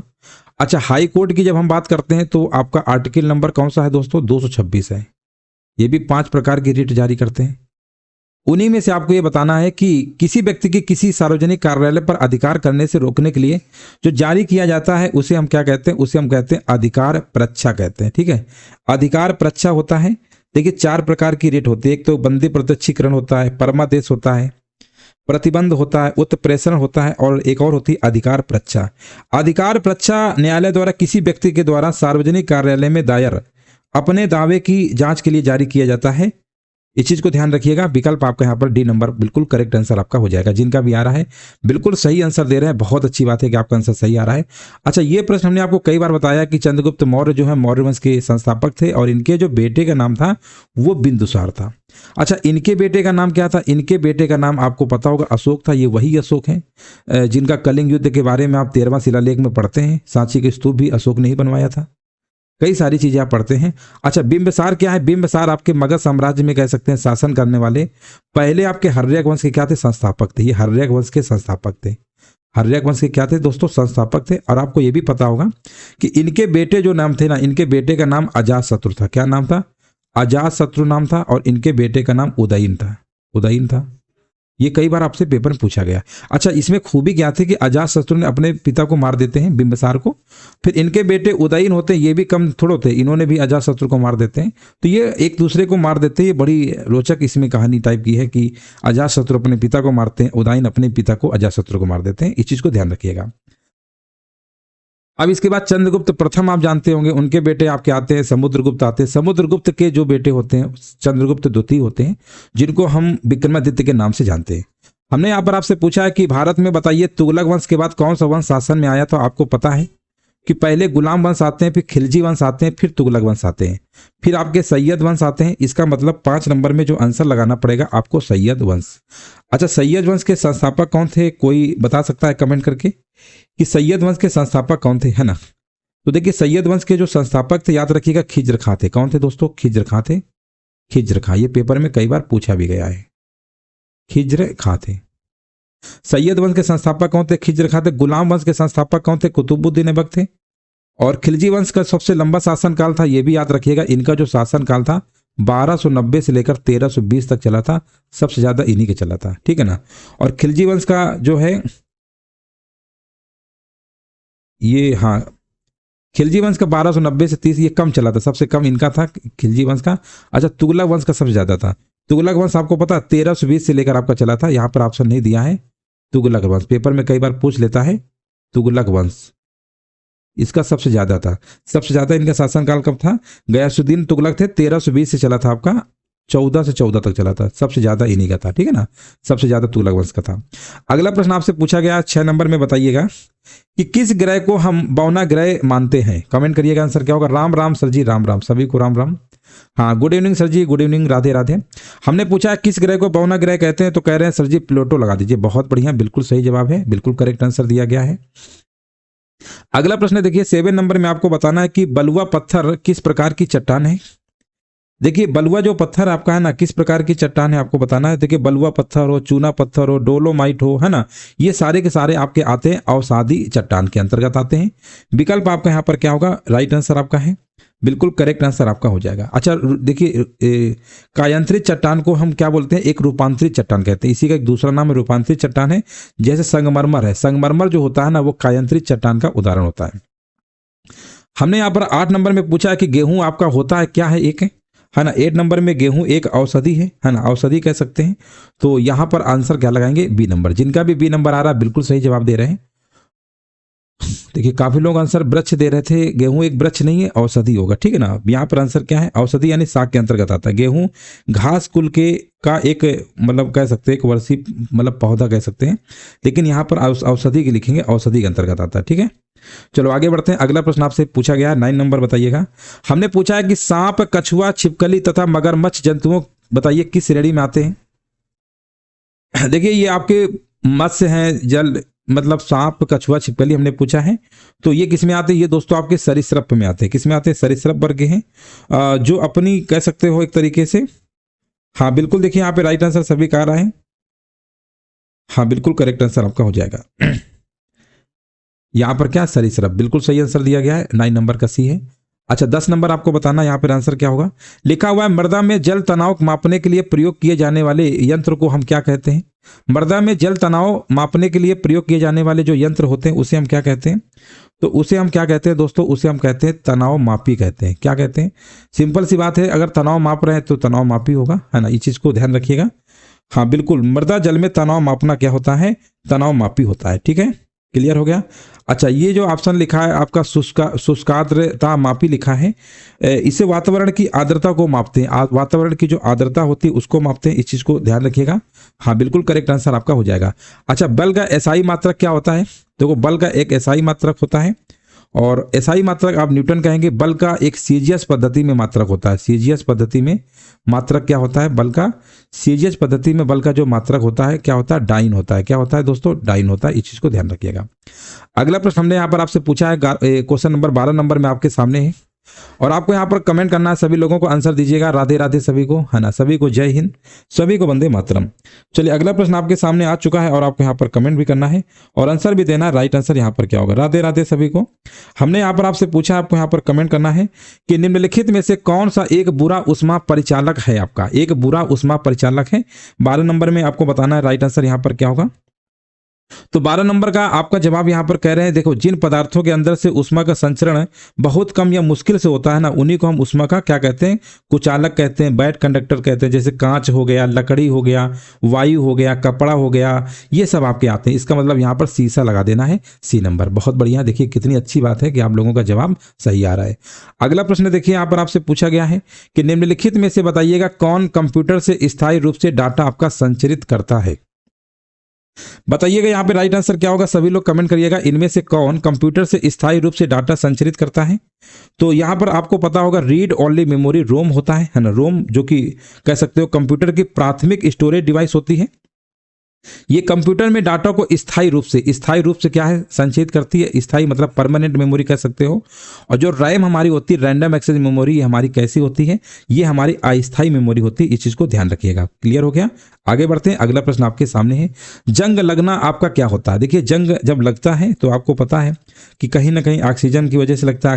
ऑक्सीजन ऑक्सीकरण अपचयन होता है। दोनों चीजें जब होती हैं, जब ऑक्सीकरण अपचयन दोनों ही चीजें होती हैं, तो यहाँ पर रेडॉक्स अभिक्रिया होता है ना। इस चीज को याद रखिएगा, बिल्कुल करेक्ट आंसर आपका हो जाएगा। ऑक्सीकरण अपचयन यानी ऑक्सीडेशन रिडक्शन के केस में आपका रेडॉक्स होता है, जो कि बिल्कुल सही है। और आपने देखा होगा जंग लगने के लिए आप इसको एक गैल्वेनाइजेशन पढ़ा होगा, जिसमें लोहे पर क्या होता है? जिंक की परत चढ़ा देते हैं ना, उसको गैल्वेनाइजेशन कहते हैं। अगला प्रश्न यहाँ पर देखिए, 15 नंबर में आपसे पूछा गया है कि इनमें से बताइए कौन सा एक धूम कोहरे का घटक आपका नहीं है? देखिए, धूम कोहरे का घटक नहीं आपको यहाँ पर बताना है। राइट आंसर यहाँ पर क्या होगा? चलिए, बहुत अच्छी बात है, आप लोगों का जवाब सभी का आ रहा है। हाँ, कमेंट सभी का आ रहा है, बस नाम नहीं ले रहे, कमेंट सभी का दिख रहा है। हमने पूछा कौन सा एक धूम कोहरे का घटक नहीं है, हाँ ना। 15 नंबर का बताइएगा आंसर क्या होगा। तो यहाँ पर देखिए, क्लोरीन ऑक्साइड जो आपका है ना, ये आपका धूम कोहरे घटक नहीं है, बाकी सब है। 15 नंबर का डी नंबर क्या है? बिल्कुल सही आंसर है, हाँ ना, बिल्कुल करेक्ट आंसर आपका हो जाएगा। देखिए, कोहरे का धुएं के साथ जो मिश्रण होता है ना, उसी को हम धूम्र कोहरा कहते हैं, स्मॉग कहते हैं, जिसे आप जानते होंगे, है ना। बिल्कुल करेक्ट आंसर आपका हो जाएगा। अगला प्रश्न आपसे पूछा गया है कि नीति आयोग का जो निर्माण है, निम्नलिखित में से बताइएगा किस संस्था के स्थान पर आपका किया गया है? ये प्रश्न आपका कई बार पूछा गया है कि नीति आयोग का जो निर्माण है, निम्नलिखित में से किस संस्था के स्थान पर किया गया है? 16 नंबर में आपको बताना है, सभी को पता है कि 1950 में आपका योजना आयोग आता है और 1 जनवरी 2015 को योजना आयोग की जगह नीति आयोग की स्थापना कर दी जाती है। तो सिंपल सी बात है, यहाँ पर क्या लिखेंगे? योजना आयोग। योजना आयोग की जगह ही तो आया है। अगला प्रश्न यहाँ पर हमने पूछा है 17 नंबर में कि पहली काम करने वाली लेजर का आविष्कार किसने किया था, है ना। आपको यहाँ पर कमेंट करना है, राइट आंसर यहाँ पर क्या होगा। देखो, यहाँ पर हमने क्या पूछा, प्रश्न को थोड़ा ध्यान से पढ़िएगा। देखो, यहाँ पर एक्स किरणों की जो खोज है ना, वो तो किया था आपका W.K. रॉन्टजन ने किया था, ये एक्स किरणों की खोज की थी। तो इसलिए गलती से भी आपको बी ऑप्शन तो नहीं बताना है ना। अब बताइए ACD में कौन सा ऑप्शन होना चाहिए? 17 नंबर का अगर आपका आ रहा है TH मैमन आ रहा है ना, तो बिल्कुल सही है, इन्होंने लेजर का आविष्कार किया था, जो कि सी नंबर आपका बिल्कुल करेक्ट आंसर आपका हो जाएगा। बहुत बढ़िया, बिल्कुल सही जवाब दिया गया है। और अगला प्रश्न देखिए आपके सामने आ चुका है। यहाँ पर आपको बताना निम्नलिखित का आपको मिलान करना है। देखिए, मिलान करना है, एक तरफ आपके कलाकार हैं और एक तरफ आपके कलाएं दी गई हैं। यहाँ पर आपको मिलान करना, फिर आंसर देना है। जैसे गौरी क्या लिखा हुआ है आपका लिखा हुआ है कि गौरी शंकर देवीलाल है ना, और यहाँ पर हरिप्रसाद चौरसिया है, MF हुसैन है, आपके जाकिर हुसैन है। इनमें से आपको क्रम में बताना है आंसर क्या होगा। चलिए, 18 नंबर का सभी लोग आंसर दीजिएगा। राधे राधे सभी को, है ना, सभी को जय हिंद। और यहाँ पर देखिए 18 नंबर में आप जानते होंगे गौरी शंकर जो देवीलाल है ना आपके, ये दोस्तों आपके कथक से संबंधित हैं, यानी यहाँ पर आपको कथक लगाना। हरिप्रसाद चौरसिया हमने आपको कई बार बताया दोस्तों, ये बांसुरी संबंधित है आपके। इसका मतलब A का तीसरा होगा और B का A होगा, तो फर्स्ट का C और B का मतलब दूसरे का A कह सकते हो, जो कि ऑप्शन नंबर आपको यहाँ पर C नंबर में दिख रहा होगा। और थर्ड नंबर का आपको MF हुसैन लिखा हुआ है। MF हुसैन ये चित्रकला संबंधित है, और जाकिर हुसैन आप जानते हैं ये तबला से, जो कि ऑप्शन नंबर जिनका भी आ रहा है ना। सर बफरिंग हो रही है, अच्छा किसके किसके फोन में बफरिंग हो रही है, एक बार देख लेते हैं। वाईफाई की कुछ दिक्कत आ रही है क्या? बट यहाँ तो क्लियर चल रहा है, आपके फोन में दिक्कत आ रही है, एक बार चेक कर लीजिएगा, बट यहाँ पे सही चल रहा है। हमने यहाँ पर पूछा है कि पास्कल किसकी इकाई होती है ना, 19 नंबर हमने पूछा है, और यहाँ पर हमारे भी जवाब आ भी चुका है। कह रहे हैं सर दाब की होती है ना, प्रेशर की होती है। और यहां पर बताइए दी सेल आउट नामक पुस्तक के लेखक कौन है। यहां पर देखिए 20 नंबर में आपको बताना है कि दी सेल आउट नामक पुस्तक के लेखक कौन है। तो उनका नाम दोस्तों क्या, पॉल बेट्टी है। कौन है, पॉल बेट्टी है। विकल्प नंबर 20 नंबर का ए नंबर आएगा। जिनका भी जवाब ए नंबर आ रहा है समझ लो बिल्कुल सही आंसर दे रहे हैं, ठीक है ना। 20 नंबर का क्या है दोस्तों, ए नंबर आपका बिल्कुल करेक्ट आंसर आपका हो जाएगा, ठीक है ना। चलो आगे बढ़ेंगे, अगला प्रश्न आपके सामने है और यहां पर 21 नंबर में आपको कमेंट करना है। चलिए सभी लोग आंसर दीजिएगा। 21 नंबर में आपसे क्या पूछा गया है, आपसे पूछा गया है कि शकों पर विजय प्राप्त करने के पश्चात इनमें से किसने विक्रमादित्य की उपाधि धारण की थी। कई बार हमने आपको बताया है कि चंद्रगुप्त जो द्वितीय थे हमने, उन्होंने ही विक्रमादित्य की उपाधि धारण की थी। कई बार हमने आपको ये बताया है, इस चीज को ध्यान रखिएगा। हाँ बिल्कुल सही है, बिल्कुल बिल्कुल सही चल रहा है सर। देखिए आप ही लोग कमेंट कर रहे हैं ना कि सर थोड़ा सा नेटवर्क दिक्कत हो रहा है ना, एक बार देख लीजिएगा। हमने पूछा किस मंदिर को ब्लैक पैगोडा के नाम से भी जाना जाता है। देखो ब्लैक पैगोडा के नाम से जो हम मंदिर जानते हैं, हमने आपको कई बार बताया है, सूर्य मंदिर है, उड़ीसा में है ना, कोणार्क में पड़ता है। बिल्कुल सही है, इसी को हम क्या कहते हैं, ब्लैक पैगोडा कहते हैं। और क्योंकि काले ग्रेनाइट पत्थरों से बना है इसलिए हम कहते हैं, ठीक है ना। इस चीज को ध्यान रखिएगा। ब्लैक पैगोडा कोणार्क उड़ीसा कहाँ पर है, भगवान शिव को समर्पित है, सूर्य को, शिव कह रहे हैं सॉरी, भगवान सूर्य को समर्पित है। इस चीज को ध्यान रखिएगा। सूर्य लिखा है तो भगवान सूर्य को होंगे। चलो यहां पर बताइए 23 नंबर। बड़ा आसान प्रश्न है, इनमें से बताइए किसे हम तोता अहिंद कहते हैं, है ना। तोता अहिंद किसे कहते हैं। 23 नंबर में आपको यहां पर कमेंट करना है, सभी लोगों को आंसर देना है कि तोता अहिंद अमीर खुसरो कहते हैं ना, कई बार बता चुके हैं। अच्छा पद्मावत एक रचना हमने पढ़ा होगा, मलिक मोहम्मद जैसी, कई बार पेपर में पूछ लेता है। यहां पर आपको बताना इनमें से कौन अकबर के बाद भारत में मुगल वंश के सिंहासन पर बैठे थे। हमने इसको एक ट्रिक आपको बताई थी, भाजसा करके, आप सभी को याद होगा भाजसा। इसमें हमने बताया था इसका मतलब बी से बाबर होता है, एच से हुमायूं होता है, कई बार आपको हमने ट्रिक बताई है। और ए से अकबर होता है, जे से क्या होता है, जहांगीर होता है, और एस से शाहजहां होता है। अब एक और ए आ गया है तो औरंगजेब। 2 बार ए आया है तो समझो पहले वाले में अकबर है, बाद वाले में औरंगजेब, इसमें कंफ्यूज नहीं होना है, ठीक है ना। तो ये भाजसा करके हम इसको याद कर सकते हैं। और आपको ये भी पता चल गया होगा कि अकबर के बाद कौन बैठे थे ना, अकबर के बाद आपके जहांगीर बैठे थे ना, जो कि ऑप्शन नंबर यहाँ पर क्या है, पहला ही विकल्प आपका बिल्कुल सही आंसर आपका हो जाएगा। बहुत बढ़िया, अच्छी बात है कि आप लोग जवाब बिल्कुल सही दे रहे हैं। और सिख धर्म के देखिए इनमें से अंतिम गुरु कौन थे ना, अंतिम गुरु की जब हम बात करते हैं तो आपने 10 गुरु पढ़े होंगे, और अंतिम गुरु जो थे गुरु गोविंद सिंह थे, हमने कई बार आपको बताया है। बिल्कुल सही आंसर आपका है। 25 नंबर का जिनका भी सी आ रहा है बिल्कुल सही है। और 26 नंबर में हमने पूछा है निम्नलिखित में से बताइए बंगाल के किस गवर्नर जनरल को ने सती प्रथा को गैर कानूनी घोषित किया था। हालांकि प्रश्न हमने आपको कई बार कराया भी है, आप सभी को याद भी होगा अच्छे से। ये विलियम बेंटिंग थे जो उन्होंने 1829 में आपको ये सती प्रथा को समाप्त किया था। अगला प्रश्न आपसे पूछा गया, आपको यहाँ पर 27 नंबर में सभी लोगों को कमेंट करना है और यहाँ पर आपको जवाब भी देना है। हमने यहाँ पर आपसे पूछा है कि स्वामी विवेकानंद ने शिकागो धर्म संसद में अपना भाषण जो है किस वर्ष में दिया था। बताइए किस वर्ष में दिया था, सभी लोगों को कमेंट करना है। 27 का आंसर यहाँ पर क्या होगा, तो 27 नंबर का आपको सभी को पता होना चाहिए, 1893 में दिया था। गांधी इरविन समझौते पर किस वर्ष आपके हस्ताक्षर किए गए थे, ये भी हमने कई बार बताया है ना। गांधी इरविन समझौते पर किस वर्ष आपके हस्ताक्षर किए गए थे। देखिए कितनी अच्छी बात है कि जवाब सभी का आ रहा है। ये आपको पता है 5 मार्च, है ना दोस्तों, याद रखिएगा, पूरा डेट याद रखिएगा, 5 मार्च 1931 को। उसमें इरविन थे, इरविन का कार्यकाल आपको पता है, लॉर्ड इरविन जो थे ना, लॉर्ड इरविन जो आपके थे, इनका जो कार्यकाल था आपका, इरविन का जो कार्यकाल था 1926 से लेकर 1931 तक रहे थे, है ना, इनका कार्यकाल था। और इसी बीच में 5 मार्च 1931 को महात्मा गांधी और उसमें तत्कालीन वायसराय लॉर्ड इरविन ने हस्ताक्षर किए थे, और जिसमें सविनय अवज्ञा आंदोलन को निलंबित कर दिया गया था, सभी को पता है इस चीज को। और द्वितीय गोलमेज सम्मेलन में महात्मा गांधी ने भाग भी लिया था, इस चीज को भी याद रखिएगा। तो यहाँ पे आंसर क्या होगा, 1931 लगा दीजिएगा। अगला प्रश्न आपसे यहाँ पर पूछा गया है कि 1939 में कांग्रेस अध्यक्ष पद से इस्तीफा देने के बाद किसने अखिल भारतीय फॉरवर्ड ब्लॉक की स्थापना की थी। देखो कांग्रेस के अध्यक्ष पद 2 बार आपके बने थे, एक बार तो 1938 में बने थे, एक बार 1939 में बने थे। 1938 में हरिपुरा में बने थे। हरिपुरा कहाँ पड़ता है, गुजरात में पड़ता है दोस्तों, है ना। इसमें आपके सुभाष चंद्र बोस जो है निर्विरोध चुनते हैं। कैसे चुने जाते हैं, निर्विरोध चुने जाते हैं। और इसमें क्या होता है, इसमें क्या होता है, पट्टाभी सीतारमैया को हरा देते हैं, है ना, पट्टाभी सीतारमैया को हरा देते हैं, को हरा दिया था, है ना। इससे महात्मा गांधी की भी थोड़ा इनको अनबन हो जाता है। फिर ये क्या करते हैं, त्याग पत्र दे देते हैं, फिर ये क्या करते हैं, त्याग पत्र दे देते हैं। और ये कहाँ पे हुआ था दोस्तों, कई बार पेपर में पूछा गया, त्रिपुरी। इसको हम त्रिपुरी संकट कहते हैं, एमपी में पड़ता है, मध्य प्रदेश में पड़ता है। तो फिर ये स्थापना किसकी करते हैं, फॉरवर्ड ब्लॉक की करते हैं, उनका नाम था सुभाष चंद्र बोस। बिल्कुल करेक्ट आंसर आपका हो जाएगा। अगला प्रश्न देखिए, यहां पर आपसे पूछा है, इसके बाद डॉक्टर राजेंद्र प्रसाद आपके बनते हैं। 30 नंबर में पूछा है कि भारतीय संविधान का इनमें से कौन सा अनुच्छेद नागरिकों के लिए समान लिखा है। तो आंसर में भी समान डिजिट होना चाहिए। समान डिजिट कहां पर है, सिर्फ अनुच्छेद नंबर 44 में है। बस आंसर लगा दीजिए डी नंबर। अगला प्रश्न देखिए, आपसे यहां पर पूछा गया है, हमने यहां पर आपसे पूछा है 31 नंबर में, आपको यहां पर कमेंट करना है कि भारत में नागरिकता प्राप्त करने का निम्नलिखित में से कौन सा एक आपका तरीका नहीं है। 5 प्रकार से नागरिकता मिलती है, सभी को पता है। और 31 नंबर में जो यहाँ पर परित्याग लिखा है ना, ये वाला नहीं है, बाकी सब आपके हैं। ऑप्शन नंबर क्या लगा देंगे यहाँ पर, बिल्कुल सही आंसर आपका हो जाएगा। देखिए, भारत में दोहरी नागरिकता नहीं है, बाकी अमेरिका वगैरह देशों में देखा होगा, वहां पर दोहरी नागरिकता है, केंद्र की भी है और राज्य की भी है। अगला प्रश्न यहाँ पर देखिए, आपसे 32 नंबर में पूछा गया है कि भारतीय संविधान के अनुच्छेद नंबर 39 के ए में बताइए किसका उल्लेख किया गया है ना। कमेंट करिएगा सभी लोग, 32 का आंसर बताइए क्या होगा। अनुच्छेद नंबर 39 के ए में क्या बताया गया है।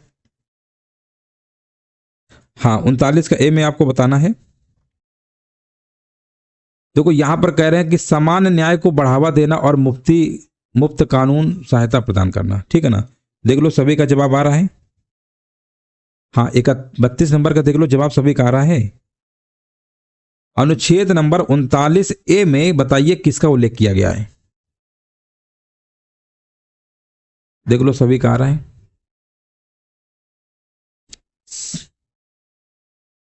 समान न्याय और निःशुल्क सहायता कानूनी अधिकार। हाँ, बिल्कुल सही कह रहे हैं।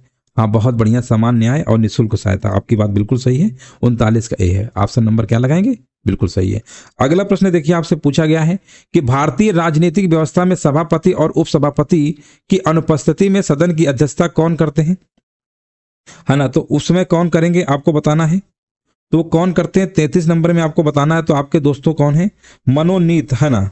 यहां पर क्या है, मनोनीत सभापति, है ना, मनोनीत सभापति होगा, है ना। बिल्कुल सही आंसर आपका होगा, बिल्कुल सही है, कह रहे हैं मनोनीत सभापति कह रहे हैं। हाँ, 33 नंबर का भी, बिल्कुल फास्ट चलेंगे, बिल्कुल। अगला प्रश्न आपके सामने है, हमने यहां पर आपसे पूछा है कि भारत के सर्वोच्च न्यायालय में मुख्य न्यायाधीश सहित कुल कितने न्यायाधीश होते हैं। भारत में सर्वोच्च न्यायालय में मुख्य न्यायाधीश सहित कुल कितने न्यायाधीश होते हैं। तो आप कहेंगे सर उनको अगर मिला लेंगे टोटल आपके 34 होते हैं। विकल्प आपका सी नंबर सही है। हमने यहां पर 35 नंबर में पूछा है कि किसी राज्य के राज्यपाल के पास इनमें से बताइए कौन सी शक्ति नहीं होती है। राज्यपाल के पास दोस्तों याद रखिएगा, राजनयिक और सैन्य शक्तियां सिर्फ राष्ट्रपति के पास होती हैं, बाकी तो सब होती हैं। ऑप्शन नंबर यहाँ पे बी आपका क्या है, बिल्कुल करेक्ट आंसर आपका हो जाएगा। बहुत बढ़िया, बिल्कुल सही जवाब है। 36 नंबर में आपको बताना है कि निम्नलिखित में से किस राज्य में द्विसदनी 2 सदनों वाला राज्य विधानमंडल आपका है ना। बताइए इसका आंसर क्या होगा। 36 नंबर में हमने पूछा है, तो आप कहेंगे बिहार, महाराष्ट्र, कर्नाटक, आंध्र प्रदेश, तेलंगाना वगैरह में है, यूपी में भी है। तो यहाँ पे आंसर में कर्नाटक दिया है, ऑप्शन नंबर बी लगा देना है। अगला प्रश्न हमने पूछा है कि भारतीय संविधान में निम्नलिखित में से किस संशोधन ने संपत्ति के अधिकार को मूल अधिकार के स्थान पर कानूनी अधिकार बना दिया। 44वां संविधान संशोधन दोस्तों 1978 में आया था और इसको 300A में जोड़ दिया गया। कई बार हमने आपको ये बताया भी है। अगला प्रश्न देखिए, आपको यहाँ पर 38 नंबर में बताना है कि पंचायतों से संबंधित प्रावधानों का जो उल्लेख है भारतीय संविधान के किस भाग में किया गया है। अच्छा, पंचायतों से अगर हम बात करेंगे तो आप कहेंगे सर ये तो भाग नंबर 9 में है ना। भाग नंबर 9 ये लिखा, रोमन अंक में लिखा है, इसको 9 ही बोलते हैं। तो विकल्प आपका यहाँ पर क्या है, बिल्कुल करेक्ट आंसर आपका हो जाएगा। हमने यहाँ पर 39 नंबर में पूछा है कि भारत में सरकार के 3 स्तर कौन कौन से हैं। देखिए 3 स्तर की हम बात करने वाले हैं। तो एक संघ है, राज्य है और स्थानीय सरकार, है ना। 3 तरीके से है, याद रखेंगे। तो आंसर क्या लगाएंगे, संघ सरकार, राज्य सरकार और कौन सी होती है, स्थानीय सरकार होती है ना। बिल्कुल करेक्ट है, बिल्कुल सही आंसर आपका हो जाएगा। अगला प्रश्न यहाँ पर देखिए, आपसे पूछा गया है, यहाँ पर आपके सामने 40 नंबर पूछा गया, निम्नलिखित में से बताइए कौन सा कृषि आधारित आपका उद्योग नहीं है। कौन सा कृषि आधारित उद्योग नहीं है ना, आपको बताना है। हमने यहां पर पूछा है 40 नंबर में, तो 40 का आंसर आ चुका है। हाँ, बताइए इसमें आंसर क्या लगाएंगे। चलिए यहां पर देखिए, सभी लोग कमेंट करना है और आंसर भी देते रहिए। जो लोग बाद में आए हैं उनको भी देना है ना। सभी लोग कमेंट करते रहिए और स्पीड वगैरह अगर लग रहा हो सा स्लो है तो बता दीजिएगा, थोड़ा सा क्या है हम तेज आपको पढ़ा देंगे, ठीक है। देखिए उर्वरक उद्योग दोस्तों कृषि आधारित उद्योग नहीं होता है, ठीक है ना। बाकी सब है आपके, चीनी है, खाद्य तेल है, जूट है, ये है आपका मुख्य रूप से रासायनिक यौगिकों और खनिजों के उत्पादन पर आधारित है, याद रखेगा। और उर्वरक उद्योग कृषि आधारित उद्योग आपका नहीं होता है, ठीक है। चलिए आगे बढ़ते हैं। देखिए खाद्य तेल में अगर हम बात करेंगे तो इसमें खाद्य तेल उद्योग में क्या है कि सोयाबीन और सूरजमुखी जैसे विभिन्न प्रकार के बीजों का उपयोग कच्चे माल के रूप में किया जाता है, जो कृषि उत्पाद है एक तरीके से, इसको भी हम कृषि आधारित कह सकते हैं। यहाँ पर उर्वरक उद्योग नहीं होगा, ऑप्शन नंबर डी है। अगला प्रश्न हमने पूछा है कि 2011 की जनगणना के अनुसार इनमें से किस राज्य की साक्षरता दर सर्वाधिक है। साक्षरता दर सर्वाधिक है तो आपके दिमाग में फिर से आया होगा केरल, जो है सबसे पढ़े लिखे में आगे है। अगला प्रश्न हमने पूछा है 94% थी 2011 में, यह भी आपको याद रखना है। हमने यहां पर आपसे पूछा, अगला प्रश्न बताइए इनमें से किस दशक में भारतीय जनसंख्या की वृद्धि दर ऋणात्मक थी। देखो ऋणात्मक की बात करेंगे तो आपका दोस्तों था 1911 से लेकर 1921 के बीच में था। विकल्प नंबर क्या है, ऑप्शन नंबर सी आपका बिल्कुल राइट आंसर आपका हो जाएगा ना। अगला प्रश्न आपके सामने है, हमने यहां पर आपसे पूछा है कि अदृश्य निर्यात का अर्थ क्या होता है। देखिए अदृश्य जो निर्यात होता है ना, इसका अर्थ क्या होता है, 43 नंबर आपको बताना है। तो ये आपका दोस्तों सेवाओं का निर्यात होता है। किसका होता है, सेवाओं का निर्यात होता है ना, बिल्कुल सही आंसर आपका हो जाएगा, बहुत बढ़िया। और अगला प्रश्न हमने यहां पर आपसे 44 नंबर में पूछा है कि भारतीय जनगणना 2011 के अनुसार निम्न में से किस भारतीय राज्य में नगरों की संख्या सर्वाधिक है ना। नगरों की संख्या सर्वाधिक है तो आप कहेंगे अपना ही यूपी है, उत्तर प्रदेश है, वैसे भी पॉपुलेशन के मामले में सबसे आगे है ना, याद रखेंगे। तो यहां पे आंसर क्या होगा, हाँ नगरों की संख्या पूछा है, नगरों की है ना, नगरों की संख्या पूछा है। आपका क्या आंसर होगा यहाँ पर उत्तर प्रदेश आपका हो जाएगा, ठीक है। आगे बढ़ते हैं, अगला प्रश्न आपको बताना है 45 नंबर। 45 नंबर में देखिए आपसे पूछा गया, आपको यहाँ पर बताना है कि इनमें से आपको बताना है कौन सा भाग संरचना स्तूप के सबसे ऊपरी भाग में स्थित होता है। सबसे ऊपरी मतलब भाग में स्थित होता है, आपको बताना है। यहाँ पर 45 नंबर का जवाब यहाँ पर क्या होगा, तो आप कहेंगे हर्मिका, है ना। जिनका भी हर्मिका जवाब आ रहा है बिल्कुल सही आंसर दे रहे हैं, ऑप्शन नंबर आपका ए नंबर आपका सही है। अगला प्रश्न आपके सामने है, हमने पूछा है इनमें से बताइए कौन सा भारत के सारनाथ में सिंह स्तंभ का घटक आपका नहीं है। सिंह स्तंभ का घटक नहीं है, 46 नंबर बताएंगे। तो देखिए यहां पर जो आंसर आपका होगा ना, यहां पर आपका क्या है, 4 सिंहों की आकृति है, नीचे घंटी के आकार का कमल भी है, दक्षिण दिशा को दर्शाती हुई नक्काशीदार जो गाय है ना, ये आपका नहीं है। बाकी धर्म चक्र भी सब कुछ बना है। अगला प्रश्न हमने यहां पर आपसे पूछा, आपको बताना है कि गुरुद्वारा श्री हेमकुंड साहिब की छत पर उल्टे के आकार में क्या है। गुरुद्वारा श्री हेमकुंड साहिब की छत पर एक उल्टा जो है ना, उसके आकार में क्या है। 47 में आपको बताना है तो आप कहेंगे सर कमल है, कमल के आकार में है, ठीक है ना, उल्टे कमल के आकार में है। हमने यहाँ पर 48 नंबर में आपसे पूछा है कि निम्नलिखित में से बताइए कौन भारत का एक प्रसिद्ध ट्रैक और फील्ड धावक है। देखिए भारत के एक प्रसिद्ध ट्रैक और फील्ड धावक हैं, उनका नाम बताना है। 48 नंबर में जवाब यहाँ पर बताइएगा क्या होगा, तो उनका नाम है दोस्तों मिल्खा सिंह। आपने नाम जरूर सुना होगा। और मेजर ध्यानचंद तो आप जानते हैं हॉकी के जादूगर कहते हैं, और इन्हीं के जन्म दिवस पर 29 अगस्त को राष्ट्रीय खेल दिवस आपका मनाया जाता है, ठीक है ना, आपको पता होगा। और यहां पर हमने 49 नंबर में पूछा किस भारतीय संगीतकार हस्ती का जन्म स्थान पश्चिम बंगाल में है। कौन भारतीय संगीतकार हस्ती है जिनका जन्म स्थान वेस्ट बंगाल में है 49 नंबर में, तो उनका नाम है दोस्तों याद रखिएगा बप्पी लहरी। क्या नाम है, बप्पी लहरी। यहां पर हमने पूछा है 50 नंबर में कि एशिया की सबसे बड़ी झुग्गी बस्तियों में से एक है ना। यहां पर बताइएगा राइट आंसर क्या होगा, है ना, यहां पर बताइए आंसर क्या है, तो इसमें आपको कमेंट करना है। चलिए सभी लोग आंसर दीजिएगा, राइट आंसर यहां पर क्या होगा, 50 नंबर में आपको यहां पर कमेंट करना है। चलिए जवाब भी देखिए हमारे बीच आ चुका है ना, बिल्कुल सही है, कह रहे हैं जो आपका यहां पर ऑप्शन लिखा है ना, धारावी लिखा हुआ है। धारावी को मुंबई के बीचों बीच स्थित एशिया की सबसे बड़ी झुग्गी बस्तियों में से एक माना जाता है। ये लगभग 2.1 याद रखिएगा 2.1 वर्ग किलोमीटर में फैला हुआ है, इस चीज को भी ध्यान रखना है ना। और लगभग 10 लाख लोगों घर है यहाँ पर, 10 लाख लोगों घर है धारावी, ठीक है ना, ऑप्शन नंबर डी मुंबई में। अगला प्रश्न हमने यहाँ पर 51 नंबर में आपसे पूछा, आपको यहाँ पर कमेंट करना है कि इनमें से कौन सा युग्म आपस में कोई सीमा साझा नहीं करता है। तो इसमें अगर हम बात करेंगे दोस्तों कौन सा सीमा साझा नहीं करता, तो एक तो आपका भूटान हो गया और दूसरा आपका मेघालय, है ना, ये सीमा साझा नहीं करते हैं, इस चीज को ध्यान रखिएगा। विकल्प आपका यहाँ पर क्या है 51 नंबर का बी नंबर आपका बिल्कुल करेक्ट आंसर आपका हो जाएगा। अगला प्रश्न हमने पूछा है यहां पर देखिए अगला प्रश्न आपके सामने, आपको यहां पर कमेंट करना है। लिखा हुआ हिमालय के सबसे उत्तरी भाग में स्थित श्रृंखला को हम क्या कहते हैं ना, कमेंट करिएगा। इसका राइट आंसर क्या होगा। 52 नंबर में हमने पूछा है हिमालय के सबसे उत्तरी भाग में इसी श्रृंखला को हम क्या कहते हैं। इसको हम दोस्तों कहते हैं, याद रखिएगा, आंतरिक हिमालय कहते हैं। आंतरिक हिमालय या महान हिमालय, हिमाद्री, कुछ भी कहिए, जो दुनिया की सबसे ऊंची चोटियों जैसे माउंट एवरेस्ट और ग्लेशियरों से युक्त है, आपको याद रखिएगा। हाँ ना, इसे हिमाद्री भी कहते हैं। क्या कहते हैं? हिमाद्री भी कहते हैं, हिमाद्री भी कहते हैं। इस चीज को भी आपको ध्यान रखना है। अगला प्रश्न देखिए, यहां पर आपसे पूछा गया 53 नंबर में, आपको कमेंट करना है। राइट आंसर बताइए यहां पर क्या होगा। लिखा हुआ है कि निम्नलिखित में से कौन से महीनों का समूह उत्तर भारत में सबसे ठंडा होता है। बताइए, सबसे ठंडा होता है, आपको बताना है। राइट आंसर क्या होगा। उत्तर भारत की जब हम बात करते हैं तो आप सभी को पता है दिसंबर और जनवरी का महीना। बड़ा आसान प्रश्न था, आप तो आंसर दे ही लेंगे ना, कोई दिक्कत ही नहीं था। अगला प्रश्न हमने यहाँ पर देखिए 54 नंबर में आपसे हमने क्या पूछा, आपको बताना है। चलिए आंसर देते रहिए सभी लोग। हमने पूछा है कि भारत में जो प्रोजेक्ट टाइगर है ना, ये किस वर्ष शुरू किया गया था। बड़ा आसान प्रश्न है, कई बार हमने बताया है। जिसका उद्देश्य था भारत के राष्ट्रीय पशु बाघ और उसके प्राकृतिक आवासों का संरक्षण करना था। ये तत्कालीन उस समय प्रधानमंत्री थी इंदिरा गांधी, उन्हीं के टाइम पे वन्य जीव संरक्षण अधिनियम 1972 पारित हुआ था, और कह सकते हैं ये शुरू किया गया था 1973 में।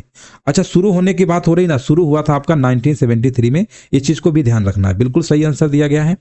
और अगला प्रश्न हमने यहाँ पर आपसे पूछा है, आपको यहाँ पर बताना है कि इनमें से कौन सी फसल भारत में जायद के मौसम में नहीं उगाई जाती है। तो आप कहेंगे खरबूजा, तरबूज, खीरा तो होता, ये आपका नहीं होगा, ठीक है ना। चावल यहाँ पे नहीं होगा, याद रखिएगा, बिल्कुल करेक्ट आंसर आपका था। अगला प्रश्न देखिए, हमने यहाँ पर आपसे पूछा है, आपको बताना है 56 नंबर में कि भारत का सबसे बड़ा जो कृषि उद्योग है ना आधारित कौन सा है। आपको कमेंट करना है। तो भारत का सबसे बड़ा कृषि आधारित उद्योग आपका सूती वस्त्र उद्योग है, जो कि विकल्प नंबर आपका सी नंबर बिल्कुल करेक्ट आंसर आपका हो जाएगा। बहुत बढ़िया, बिल्कुल सही है। और अगला प्रश्न देखिए, आपसे यहां पर पूछा गया, आपको यहां पर कमेंट करना है कि 2011 की जनगणना के अनुसार इनमें से किस राज्य में बाल लिंगानुपात सबसे कम है। देखिए, बाल लिंगानुपात की हम बात कर रहे हैं, जो कि सबसे कम है ना, बताइए कहां पर है। सबसे कम की हम बात करेंगे दोस्तों, कह रहे हरियाणा में बाल लिंगानुपात होता क्या, 0 से लेकर 6 वर्ष के आयु के जो बच्चे होते हैं ना, उस पर हम दर्ज करते हैं। और 1000 बच्चों पर अगर हम बात करेंगे 834 है ना, 1000 पे मान लेते हैं कितना है आपका 834 है, जो सबसे कम है। ये कहाँ पर है दोस्तों, हरियाणा में है, 0 से लेकर 6 वर्ष, इसको बोलते हैं बाल लिंगा अनुपात, ठीक है ना। तो सबसे कम आप कहाँ पे लगाएंगे, हरियाणा लगाएंगे, विकल्प नंबर बी होगा। अगला प्रश्न देखिए, हमने यहाँ पर आपसे पूछा गया, आपको यहाँ पर कमेंट करना है। आपको यहाँ पर कमेंट करिएगा कि भूजल जल का एक महत्वपूर्ण स्रोत है, भूजल परत का शीर्ष स्तर क्या कहलाता है। इसका देखिए शीर्ष स्तर क्या कहलाता है, आपको यहाँ पर कमेंट करना है कि शीर्ष स्तर क्या कहलाता है। तो देखिए शीर्ष स्तर जो होता है ना भूजल परत का, उसे हम क्या कहते हैं, उसे हम भौम जल स्तर कहते हैं, वाटर टेबल कहते हैं। इसको हम वाटर टेबल भी कहते हैं, इंग्लिश में क्या बोलते हैं, वाटर टेबल, है ना, वाटर टेबल भी बोलते हैं। इस चीज को भी आपको ध्यान रखना है। जो भूमिगत जल संतृप्त की ऊपरी सतह होती है और जहां मिट्टी और चट्टानें पूरी तरह पानी से भरी होती है। विकल्प आपका क्या होगा, बी नंबर आपका बिल्कुल सही आंसर आपका है। यहां पर हमने अगला प्रश्न आपसे पूछा है और आपको यहां पर कमेंट करना है कि इनमें से बताइएगा कि वामन ग्रह की पहचान करिए, वामन ग्रह कौन सा है। चलिए सभी लोग कमेंट करते रहिए, राधे राधे सभी को, है ना। यहाँ पर हमने पूछा है वामन ग्रह की अगर हम बात करेंगे तो यहाँ पर वामन ग्रह जिसको हम ड्वार्फ प्लेनेट कहते हैं, क्या बोलते हैं इसको, ड्वार्फ प्लेनेट बोलते हैं। याद रखिएगा ड्वार्फ प्लेनेट बोलते हैं इसी को। तो आप तो जानते हैं ड्वार्फ वाला किसे कहते हैं, प्लेटो कहते हैं, है ना, बिल्कुल सही है। हाँ देख लीजिए सभी का जवाब आ रहा है ना, प्लेटो 59 नंबर का भी, बहुत बढ़िया, क्या बात है, बिल्कुल सही जवाब था। और 60 नंबर में देखिए हमने यहाँ पर आपसे पूछा, आपको बताना है कि मेघालय का पठार भाग है कैसा है, 60 नंबर बताइए। तो मेघालय का जो पठार भाग है ना प्रायद्वीपीय खंड का है, ऑप्शन नंबर आपका बी सही है। ये प्रश्न कई बार हमने आपको कराया है कि समुद्र के जल का स्तर की आवधिक वृद्धि और गिरावट को हम क्या कहते हैं, बताइए इसका आंसर क्या होगा। यहाँ पर 61 नंबर में आपको बताना है कि जब समुद्र स्तर देखे होंगे ना, उतार चढ़ाव जो देखने को मिलता है, उसको हम क्या कहते हैं, उसे हम क्या कहते हैं दोस्तों, उसे हम ज्वार कहते हैं, टाइड्स कहते हैं इंग्लिश में, है ना। समुद्र का जो जल स्तर की आवधिक वृद्धि और गिरावट को हम ज्वार कहते हैं, जो मुख्य रूप से सूर्य और चंद्रमा के गुरुत्वाकर्षण बल तथा पृथ्वी के घूर्णन के कारण होता है। इस चीज को ध्यान रखिएगा, जिससे दिन में 2 बार जल जो होता है उच्च ज्वार और फिर क्या होता है नीचे निम्न ज्वार होता है। आंसर लगा दीजिए ज्वार। ज्वार को इंग्लिश में क्या बोलते हैं, टाइड्स बोलते हैं, टाइड्स, ठीक है ना, TIDES, टाइड्स बोलते हैं। इस चीज को भी आपको ध्यान रखना है। हमने पूछा है इनमें से बताइए कौन उत्तर प्रदेश के मुख्यमंत्री आपके नहीं रहे। 62 नंबर में आपको बताना आंसर क्या होगा। तो आप कहेंगे नित्यानंद स्वामी तो नहीं रहे, बाकी तो सब रहे, है ना। पहले तो गोविंद वल्लभ पंत रहे हैं आपके, है ना। बताइए उत्तर प्रदेश के सबसे पहले मुख्यमंत्री कौन थे? अगर मान लो ये प्रश्न पूछ लेता है तो गोविंद वल्लभ पंत ही तो थे आपके ना। हाँ बिल्कुल। अगला प्रश्न हमने पूछा है 63 नंबर में, आपको यहाँ पर कमेंट करिएगा कि लखनऊ जिले की सीमा जो है इनमें से आपको बताना है किस जिले की सीमा को स्पर्श नहीं करती है ना। यहाँ पर देखिए आपको कमेंट करना है, सभी लोगों को जवाब देना है। 63 का जवाब क्या होगा? तो आप कहेंगे यहाँ पर बलिया सर कहाँ से आ गया? उन्नाव हरदोई समझ में तो आ रहा है, बलिया तो आपका आएगा नहीं, है ना, ये पूर्वी भाग है आपका। अगला प्रश्न हमने यहाँ पर आपसे पूछा गया, आपको बताना है कि उत्तर प्रदेश का, है ना, आपको यहाँ पर कमेंट करिएगा सभी लोग, उत्तर प्रदेश का जो सबसे बड़ा जो आपका वन्य जीव विहार है ना, वो कहाँ पर है, कौन सा है, आपको बताना है। हमने उत्तर प्रदेश का पूछा है तो आप कहेंगे ये आपका दोस्तों हस्तिनापुर है ना, हस्तिनापुर है। चंद्रप्रभा दोस्तों चंदौली में, कई बार हमने आपको ये बताया भी है। हाँ जी, चंद्रप्रभा कहाँ पर है? ये उत्तर प्रदेश का सबसे बड़ा वन्य जीव विहार है। इसकी स्थापना कब हुई थी, याद रखिएगा। हस्तिनापुर की स्थापना कब हुई थी? 1986 में हुई थी, ये भी आपको याद रखना है ना। और ये गंगा नदी के किनारे है, ये चीज को भी ध्यान रखना है। ये उत्तर प्रदेश का सबसे बड़ा है, ठीक है ना, बिल्कुल करेक्ट आंसर आपका हो जाएगा। ये कई जिलों में फैला है, मेरठ, मुजफ्फरनगर, बिजनौर कह सकते हैं, है ना, बिल्कुल सही है। और किशनपुर जो है आपका ये तो नहीं है ना, बिल्कुल सही है। चलो आगे बढ़ते हैं, अगला प्रश्न बताइए। हमने पूछा है उत्तर प्रदेश के किस क्षेत्र में सोयाबीन की फसल मुख्यतः उगाई जाती है? 65 नंबर बताएंगे क्या होगा? तो यहाँ पर आपका आंसर क्या होगा? बुंदेलखंड क्षेत्र, है ना। विकल्प आपका 65 नंबर का क्या है? डी नंबर आपका बिल्कुल सही है। और अगला प्रश्न आपसे यहाँ पर 66 नंबर में पूछा गया है, आपको बताना है कि उत्तर प्रदेश के ब्रजमंडल का संबंध इनमें से बताइएगा किस लोक नृत्य से है? बताइए इसका राइट आंसर यहाँ पर क्या होगा? राधे राधे सभी को, है ना। यहाँ पर बताइए इसका आंसर क्या होगा? उत्तर प्रदेश का लिखा हुआ है कि जो ब्रजमंडल का संबंध है ना, इसमें से किस लोक नृत्य से है ना। ये दोस्तों आपका चरकुला से है। चरकुला हमने कई बार आपको बताया है। और इसमें क्या, सिर पर 108 दीपक, याद रखिएगा, सिर पर कितने दीपक हैं? 108 दीपक। सिर पर 108 दीपकों सजे पिरामिड को संतुलित करते हुए किया जाता है। राधा कृष्ण की लीलाओं से जुड़ा हुआ चरकुला, बिल्कुल सही है। अगला प्रश्न आपके सामने है, आपको यहां पर कमेंट करना है कि आपके सामने कि राष्ट्रीय चैम्बर उद्योग एवं वाणिज्य उत्तर प्रदेश में कहां पर स्थित है? ये कहां पर है आपका दोस्तों? याद रखिएगा, ये आपका आगरा में है, इस चीज को भी ध्यान रखना है। अगला प्रश्न यहां पर देखिए 68 नंबर में क्या पूछा गया, आपको यहां पर कमेंट करना है। चलिए सभी लोग आंसर दीजिएगा। 68 नंबर में क्या पूछा गया है? लिखा हुआ है कि केंद्रीय ग्लास एवं सिरेमिक अनुसंधान संस्थान कहां पर स्थित है? ये कहां पर है आपको बताना है। तो ये दोस्तों खुर्जा में, खुर्जा आप जानते हैं यूपी में पड़ता है, बुलंदशहर में, है ना। यहाँ पर खुर्जा लगा दीजिए। 68 नंबर का डी नंबर, जिनका भी जवाब आ रहा है बिल्कुल करेक्ट आंसर दे रहे हैं। हमने यहाँ पर अगला प्रश्न आपसे पूछा है, आपको यहाँ पर कमेंट करना, आंसर दीजिएगा। उत्तर प्रदेश के निम्नलिखित में से बताइए किस जनपद में अगरिया जनजाति जो है निवास करती है? अगरिया जनजाति निवास करती है, यहां पर आपको कमेंट करना, आंसर क्या होगा? अगरिया जनजाति आपको पता है मुख्य रूप से उत्तर प्रदेश के सोनभद्र और मिर्जापुर में करती है, याद रखिएगा। यहाँ पर 69 में आंसर कौन सा लगाएंगे? 69 में आपको लगाना पड़ेगा सोनभद्र, सब ज्यादा यहीं पे है सोनभद्र, ठीक है ना। हालांकि दोनों जगह है तो आंसर यहाँ पर अगर दोनों है तो आपको क्या लगाना पड़ेगा? सोनभद्र। सोनभद्र यहाँ पर क्या है? बिल्कुल सही है। अगला प्रश्न यहाँ पर आपको बताना है, 70 नंबर में कमेंट करिएगा। लिखा हुआ है प्रतिवर्ष जो आपका है विश्व मरुस्थलीकरण एवं सूखा रोकथाम दिवस आपका कब मनाया जाता है? चलिए कमेंट करिएगा, ये दिवस कब मनाते हैं। 70 नंबर का हमने पूछा है तो कह रहे हैं सर ये मनाते हैं 17 जून को मनाते हैं ना, बिल्कुल सही आंसर आपका। दिवस भी आपके टॉपिक में दिया गया है तो यहाँ पर 17 जून बिल्कुल सही आंसर आपका है। और अगला प्रश्न आपके सामने है, आपको बताना है राइट आंसर बताइए कि प्रतिवर्ष विश्व थैलीसीमिया दिवस कब मनाते हैं, है ना। ये दिवस कब मनाया जाता है? किसी को पता है? 8 मई को मनाते हैं ना, 8 मई को मनाते हैं। अगला प्रश्न हमने यहाँ पर आपसे पूछा है कि प्रतिवर्ष राष्ट्रीय प्रौद्योगिकी दिवस कब मनाया जाता है? बताइए कब मनाया जाता है। ये दोस्तों आपका 11 मई को मनाते हैं, याद रखेंगे ना, 11 मई को होता मनाते हैं, बिल्कुल सही है, बिल्कुल करेक्ट आंसर आपका है। अगला प्रश्न देखिए, यहाँ पर आपसे पूछा गया है, आपको बताना है कि भारत के 21 राज्य की समुद्र तट सबसे अधिक लंबा है। हालांकि प्रश्न हमने आपको कई बार कराया है ना। बताइए सबसे लंबा है, आप आराम से बता सकते हैं, इसमें कोई दिक्कत नहीं होनी चाहिए। गुजरात, है ना, जो लगभग 16 किलोमीटर तक फैला हुआ है ना। गुजरात कह रहे हैं लगभग 1600 किलोमीटर तक फैला हुआ है, बिल्कुल सही है। अगला प्रश्न देखिए, आपसे यहाँ पर पूछा गया है कि बताइए इनमें से कौन सी बागान फसल नहीं है। देखिए बागान फसल कौन सी नहीं है, 74 नंबर में आपको यहाँ पर कमेंट करना है, आंसर दीजिएगा यहाँ पर क्या होगा। चलिए बागान फसल कौन सी नहीं है? देखिए बागान फसल की हम बात करने वाले हैं तो आप कहेंगे मोटे अनाज, मोटे अनाज वाले नहीं होंगे, बाकी तो सब हैं। अगला प्रश्न देखिए, यहाँ पर आपको 75 नंबर में बताना है कि मानव अधिकारों की सार्वभौम घोषणा का अनुच्छेद नंबर जो 6 है ना, किससे संबंधित है। अनुच्छेद नंबर 6 किससे संबंधित है ना, 75 नंबर बताएंगे तो आप कहेंगे कानून के समक्ष एक व्यक्ति के रूप में मान्यता का जो अधिकार होता है ना, वही है अनुच्छेद नंबर 6 में, बिल्कुल सही है। अगला प्रश्न देखिए, यहाँ पर आपसे पूछा गया, आपको यहाँ पर कमेंट करना है कि भौतिक, है ना, आपके सामने प्रश्न क्या लिखा है कि भौतिक अनुसंधान जो प्रयोगशाला है ना, ये बताइए इनमें से कहाँ पर स्थित है। ये प्रश्न हमने आपको कई बार कराया है, और ये कहाँ पर स्थित है कमेंट करिएगा, सभी लोग आंसर दीजिएगा ये कहाँ पर है। तो आप कहेंगे 76 नंबर का सर आंसर लगा दीजिए, ये अहमदाबाद में, जो कि गुजरात में है, शहर है अहमदाबाद। और अगला प्रश्न देखिए कितना आसान है कि वुमेन पावर लाइन नंबर क्या है, कई बार बता चुके हैं। ये जो नंबर आपका है ना 1090 है।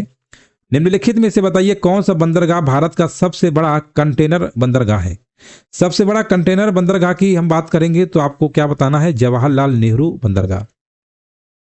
अगला प्रश्न देखिए आपसे यहां पर पूछा गया है, अगला प्रश्न हमने पूछा आपको यहां पर 79 नंबर में कमेंट करना है कि उत्तर प्रदेश में राजकीय स्वतंत्रता संग्राम संग्रहालय शहीद स्मारक बताइए किस स्थान पर आपका है, किस स्थान पर है ना, आपको बताना किस स्थान पर है। तो आप कहेंगे सर ये तो मेरठ में है, मेरठ में है, क्योंकि दोस्तों 1857 का जो प्रथम स्वतंत्रता संग्राम का जो महत्वपूर्ण केंद्र है ना, मेरठ से क्रांति शुरू होती है, और यहां पर मेरठ लगाएंगे, विकल्प नंबर जाएगा ए नंबर के साथ। 80 नंबर में आपसे पूछा गया है, 80 नंबर में आपसे पूछा गया है, आपको बताना है कि इनमें से किस विशेष बल को विमान और हवाई अड्डों पर अपहरण और इसी तरह की सुरक्षा स्थितियों का जवाब देने के लिए विशिष्ट दक्ष बल के रूप में नियुक्त किया जाता है। तो ये दोस्तों आपके कौन होते हैं, आपको पता होगा एनएसजी होते हैं, एनएसजी। अगला प्रश्न देखिए 81 नंबर में आपको कमेंट करना है, आपको बताना है कि राजस्व परिषद उत्तर प्रदेश की स्थापना इनमें से बताइए किस जिले में की गई थी। देखिए राजस्व परिषद उत्तर प्रदेश की स्थापना बताइए इनमें से किस जिले में की गई थी, बोर्ड ऑफ रेवेन्यू, है ना, यहां पर आप कहेंगे इलाहाबाद, अब इसका नाम दोस्तों प्रयागराज हो चुका है, और स्थापना 1831 में की गई थी। ये भी आपको याद रखना है, कब की गई थी, 1831 में की गई थी, बिल्कुल करेक्ट आंसर आपका हो जाएगा। अगला प्रश्न आपसे पूछा गया है, उत्तर प्रदेश में साइबर अपराध मुख्यालय कहां पर है। तो आप कहेंगे यूपी की बात हो रही, तो सिंपल सी बात है, यूपी की राजधानी लखनऊ में ही हो सकता है। हमने यहां पर आपसे पूछा है, यहां पर आपको बताना है फिलीपींस की राजधानी क्या, कई बार हमने आपको बताया है, फिलीपींस की राजधानी मनीला है। बैंकॉक जानते हैं किसकी है, थाईलैंड, थाईलैंड की क्या है, बैंकॉक है। और कुआलालंपुर जानते हैं मलेशिया की है, इंडोनेशिया की जकार्ता है। 84 नंबर बताइएगा, आपसे यहाँ पर प्रश्न आपके सामने है, और आपको यहाँ पर कमेंट करना है राइट आंसर यहाँ पर क्या होगा। चलिए सभी लोग 84 नंबर का जवाब दीजिएगा, राइट आंसर यहाँ पर क्या होगा।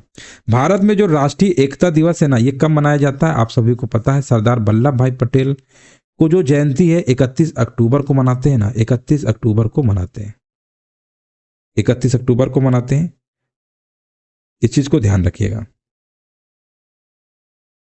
हाँ 31 अक्टूबर को मनाते हैं। एक और जयंती मनाते हैं, वो भी राष्ट्रीय एकता दिवस है ना, वो हमें याद नहीं आ रहा। जैसे आप शहीद दिवस पढ़ते हैं, 2 डेट पढ़ते हैं, 30 जनवरी और शहीद दिवस की 2 डेट रहती हैं, तो ऐसे ही आपका इसमें भी है, इसमें भी एक और है, मैं याद नहीं आ रहा, लेकिन सरदार वल्लभ भाई का पटेल कन्फर्म है, एक और कोई है, उनके उसमें भी मनाया जाता है राष्ट्रीय एकता दिवस, लेकिन ये वाला ज़्यादा फेमस है, सरदार वल्लभ भाई पटेल वाला। अगला प्रश्न यहाँ पर देखिए बताना है, जैसे 23 मार्च को मनाते हैं ना शहीद दिवस, और 30 जनवरी को, ऐसे इसमें भी है। चलो अगला प्रश्न बताइएगा, हमने पूछा है कि इनमें से बताइए किस लेखक को उपन्यास सम्राट के नाम से जाना जाता है ना, उपन्यास सम्राट के नाम से किसे जानते हैं। 85 नंबर में आप कहेंगे सर ये तो बड़ा आसान प्रश्न पूछ लिए हैं, मुंशी प्रेमचंद जी को कहते हैं, है ना, बिल्कुल करेक्ट आंसर आपका हो जाएगा। हाँ इंदिरा गांधी करें, हाँ तो उनके जन्म दिवस पे, लेकिन ये वाला जो है आपको सरदार वल्लभ भाई पटेल लगाना, ठीक है ना। चलो आगे बढ़ते हैं, 2 हैं उसमें, कंफ्यूज नहीं होना है। अगला प्रश्न यहाँ पर पूछा गया है कि इनमें से बताइए कौन सा भारत में पुलिस का सर्वोच्च सम्मान है। हाँ अगर पहले सरदार वल्लभ भाई पटेल है ना, तो पहले उन्हीं को प्रेफरेंस देंगे, क्योंकि ऑप्शन में वही था। और 86 नंबर आपको बताना है आंसर क्या होगा, तो आप कहेंगे सर यहाँ पर लगा देते हैं राष्ट्रपति पुलिस वीरता पुरस्कार, जो है कि पुलिस का सर्वोच्च सम्मान होता है, जो कि बिल्कुल करेक्ट आंसर हमारे बीच आ चुका है। और हमने आपसे पूछा है उत्तर प्रदेश में किस जिले में सेरा नृत्य आपका मनाया जाता है। अच्छा सेरा, हाँ 19 नवंबर कह रहे हैं सर, हाँ 19 नवंबर, यही याद नहीं आ रहा था, तो इनको भी राष्ट्रीय एकता दिवस कह सकते हैं, लेकिन अब वो भी है ये भी है, दोनों में कन्फ्यूज नहीं होना। जो आप कभी पढ़े हो 19 नवंबर और आपको सर जी 31 अक्टूबर क्यों बता रहे हो, तो गलत बता रहे हो, ऐसा नहीं है, दोनों आपके हैं, ठीक है। उत्तर प्रदेश के किस जिले में सेरा नृत्य मनाया जाता है। 87 नंबर हमने पूछा है ना, 87 नंबर आप कहेंगे सर यहाँ पर ललितपुर, है ना, ललितपुर है आपका, बिल्कुल सही है। अच्छा, अर्जुन पुरस्कार किस क्षेत्र में उपलब्धियों के लिए प्रदान किया जाता है ना, 88 नंबर बताएंगे। तो ये दोस्तों आपको खेल के उसमें दिया जाता है, सभी को पता होगा। इंडिया विंस फ्रीडम, जो ये आत्मकथा किसकी है, बड़ा आसान प्रश्न कह सकते हैं। ये दोस्तों आपको पता होगा ये किसकी है, इंडिया विंस फ्रीडम किसकी है, ये आपकी अबुल कलाम आजाद है ना, अबुल कलाम आजाद की है। ये भी पेपर में कई बार पूछा गया है। लोकटक झील भारत के किस राज्य में स्थित है, आपको कमेंट करना है। लोकटक झील भारत के किस राज्य में स्थित है। 90 नंबर का जवाब हमारे बीच आ चुका है, कह रहे हैं सर मणिपुर में है ना, बिल्कुल सही है, मणिपुर राज्य में है, बिल्कुल सही है। मीठे पानी की झील भी है, बिल्कुल बात सही है। और अगला प्रश्न आपके सामने है, 91 नंबर में आपको यहाँ पर कमेंट करना है। लिखा हुआ एक सॉफ्टवेयर प्रोग्राम है जो इंटरनेट के माध्यम से आने वाले सभी डेटा को फिल्टर करता है, सभी डेटा को फिल्टर करता है ना, कौन सा आपको बताना है, कौन सा प्रोग्राम है।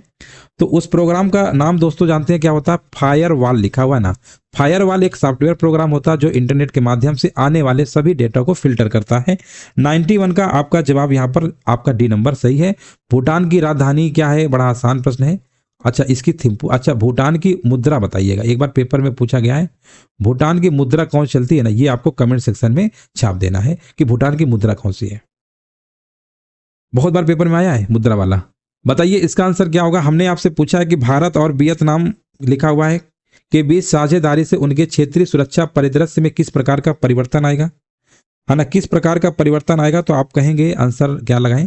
इसमें अगर आपका आंसर अगर आ रहा है कि रक्षा सहयोग और समुद्री सुरक्षा बढ़ाकर सबसे ज्यादा परिवर्तन आएगा, क्योंकि दोनों देश संयुक्त सैन्य अभ्यास, खुफिया जानकारी साझा करने और ब्रह्मोस जैसी मिसाइलों के सौदे के माध्यम से अपनी नौसैनिक क्षमताओं को मजबूत कर रहे हैं, इसलिए आंसर लगाना पड़ेगा आपको सी नंबर के साथ।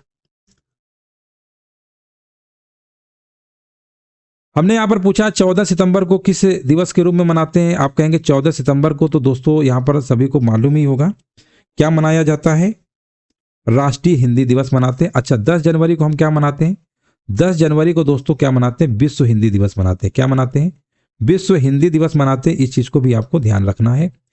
भारतमाला परियोजना किससे संबंधित है, आपको यहाँ पर 95 में आंसर देना है। तो भारतमाला जो परियोजना है दोस्तों ये सड़क मार्ग से है ना, सड़क मार्ग से है। अगला प्रश्न हमने यहाँ पर आपसे पूछा गया है, आपको यहाँ पर कमेंट करना है, सभी लोगों को जवाब देना है कि इनमें से बताइए कौन सा त्यौहार है जो भारत में प्रकाश के त्यौहार के रूप में जाना जाता है। अब आप कहोगे सर प्रकाश तो जानते हो, जब दिवाली आती है तो हर गलियां हर मोहल्ले पे देखे होंगे लाइट वगैरह खूब जलती रहती है, ये तो आप ऐसे ही बता सकते थे। हमने यहां पर अगला प्रश्न आपसे पूछा, इनमें से बताइए किस जीव को जल प्रदूषण का जैव संकेतक माना जाता है ना, किस जीव को मानते हैं ना, आपको बताना है। तो यहां पर आंसर क्या होगा, 97 में क्या होगा, तो यहां पे आंसर आपका मेढक हो जाएगा। मेढक जिनका भी आ रहा है ना, मेढक उनकी जो पारगम्य त्वचा की वजह से क्या होता है, जल प्रदूषण का जैव संकेतक माना जाता है, जो कि बिल्कुल करेक्ट आंसर आपका है, बिल्कुल राइट आंसर आपका हो जाएगा। केचुआ तो आप जानते ही होंगे कि केचुआ आमतौर पर मिट्टी गुणवत्ता और स्वास्थ्य के संकेतक होते हैं, जल प्रदूषण के नहीं होते हैं। और जेब्रा एक स्थलीय स्तनपायी होता है, शेर भी आपका स्थलीय स्तनपायी होता है। आगे बढ़ेंगे, हमने पूछा है आपके सामने कि माघ मेला बताइए किस दिन शुरू होता है। ये माघ मेला जो होता है ना, ये पौष पूर्णिमा के दिन शुरू होता है, याद रखेंगे।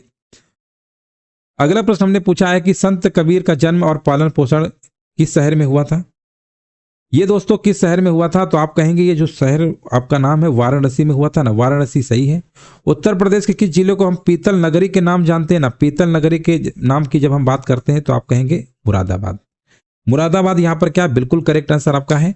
आप कैसे विराम देते हैं और राधे राधे सभी को जय हिंद, सभी को वंदे मातरम।